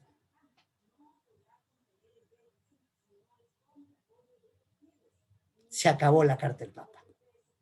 Entonces, el juez tiene que ser muy consciente de que tiene que presionar porque la injusticia no prospere, pero que sus instrumentos tienen que jugar una lógica de activismo, no de hiperactivismo. Entonces el juez es juez, no es fiscal, no es legislador y no es alcalde al mismo tiempo. Entonces, en algunos casos radicales tendrá que tomar medidas radicales, pero siempre tendrá que buscar las condiciones de cumplimiento de sus sentencias. ¿Por qué? Porque si no, el mismo juez se desacredita. Si la sentencia no se cumple, el ciudadano tiene la sentencia en el papel, sea juez constitucional o juez ordinario, la sentencia no se cumple, todos perdemos. Pierde el justiciable, pierde la credibilidad de los jueces, pierde la credibilidad de todo sistema de heterocomposición de conflictos. Entonces, hay que ir dentro de lo razonable para tratar de resolver lo mejor posible los problemas, y para casos emblemáticos, por eso hemos creado en el tribunal y hemos tenido un muy buen acercamiento en el Poder Judicial, un caso que bien conoce el doctor Ishii, de una chica que trabajaba en un estudio de abogados y fue violada, y ese caso la fiscalía no quería tramitarlo. Entonces fue a través de presiones conjuntas de la comisión que me toca dirigir de cumplimiento de casos emblemáticos, con apoyo del Poder Judicial, que se pudo seguir el trámite de ese caso que la fiscalía no quería seguir tramitando. Entonces, esos son los espacios a los que tenemos que recurrir. pronunciamientos razonables pero enérgicos, cooperación entre poderes para poder cumplir nuestras propias sentencias. Si no, lo único que hacemos es una gran farsa de engañar al ciudadano creyendo que tiene una respuesta y esa respuesta no le sirve absolutamente. Muchas gracias, doctor Eloy, por su brillante intervención, por su respuesta, por la amabilidad, sobre todo de acompañarnos en esta primera conferencia magistral al equipo de Proyecto 024. Quería justamente yo expresarle, ¿no?, en nombre de todo el equipo de Proyecto 024, un pequeño reconocimiento distinto a lo que generalmente se suele hacer, con la seriedad que trabajamos acá en Proyecto 024 y sobre todo con el agradecimiento que le tenemos particularmente a quien le habla.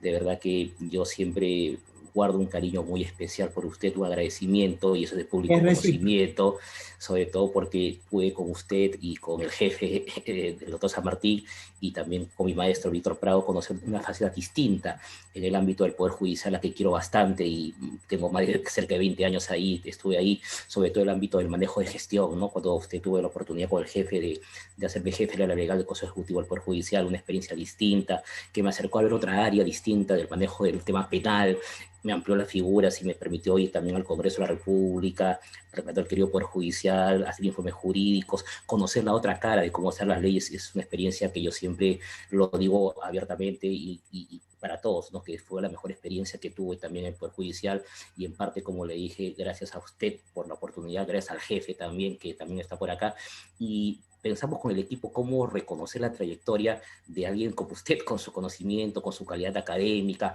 por su don de gente, persona y todo el tema de lo que le ha dado al país, ¿no?, y al mundo académico. Entonces hicimos este pequeño reconocimiento, a usted ojalá le guste, que es una galería que se llama la Galería de las Conferencias Magistrales, tomando como referencia el pasadizo de nuestro querido gabinete de asesores allá en el segundo piso del Poder Judicial. Ojalá le guste este pequeño presente para usted, también para todos los intervinientes, y ahí para que lo vea, y después le deseo para que cierre con sus palabras finales el tema del evento. Ahí, ojalá le guste este pequeño presente en nombre del equipo Proyecto 024, con mucho cariño, respeto a un gran magistrado, un gran académico, el doctor Eloy Espinosa, un amigo de la vida. Ahí le paso, ojalá le guste. Por favor. Gracias.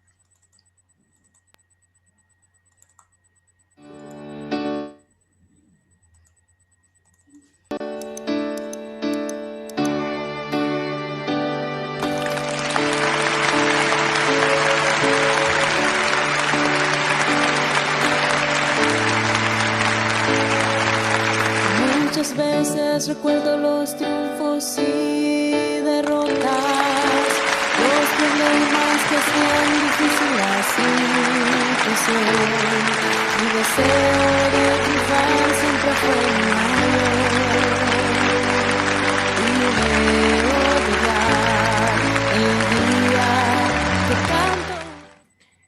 Querido profesor, es un pequeño, humilde reconocimiento del equipo de Proyecto 024, pero quizás dos palabras que sintetizan obviamente lo que viene de casa, lo que viene de formación, lo que viene de lo que ustedes nos enseñaron, y que siempre es importante decirlo. Muchas gracias. Muy agradecido, y le doy acá la palabra para lo que usted quiera decirlo como cierre final, doctor. El agradecido soy yo, porque finalmente lo del tribunal es una cuestión accidental. Yo lo que he sido toda mi vida es un estudioso y un profesor de Derecho Constitucional y Derecho Administrativo.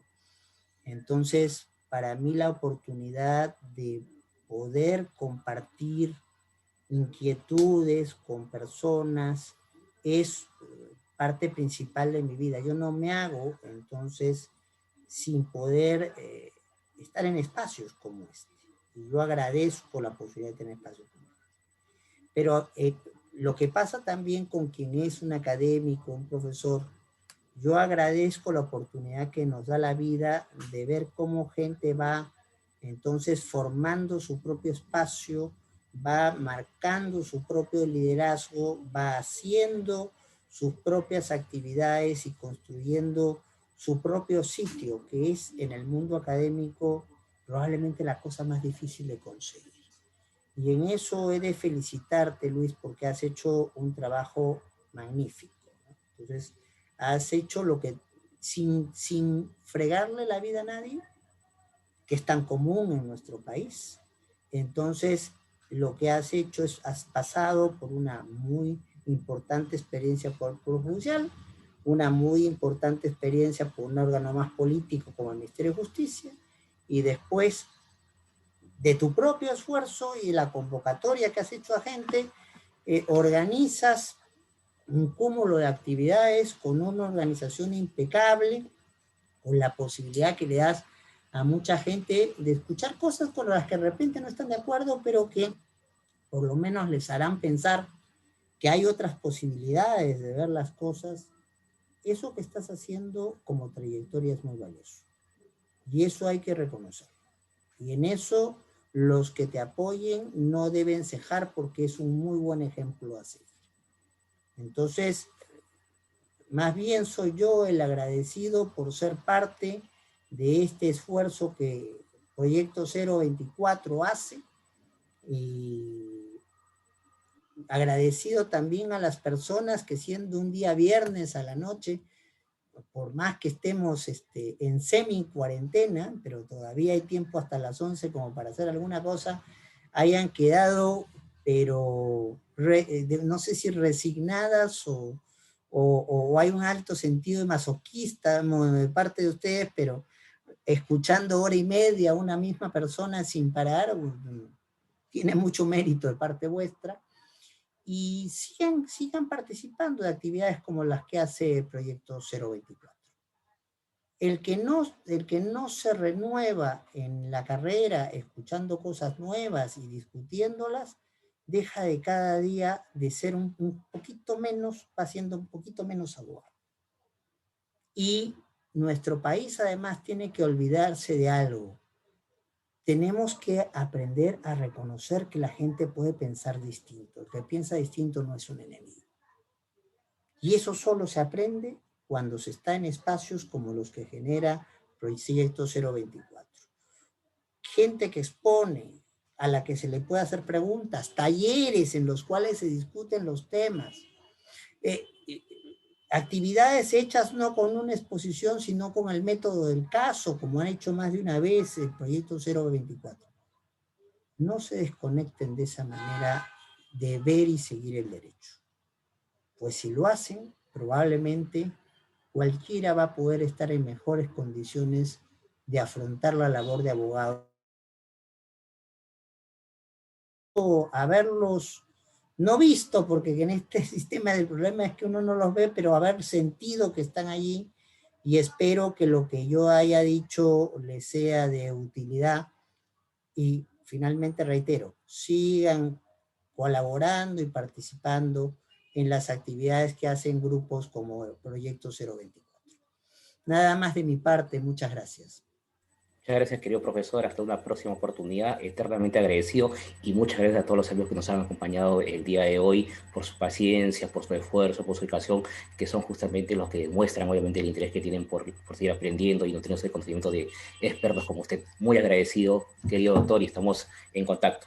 Un abrazo de parte mía. Estamos en contacto, un fuerte abrazo para ti, para todo tu equipo y también para quienes nos han estado escuchando durante esta hora y ya casi 2 horas de estar compartiendo elementos jurídicos que tanto nos apasionan a todos. Un fuerte abrazo. Hasta luego, profesor. Muchas gracias. Muchas gracias.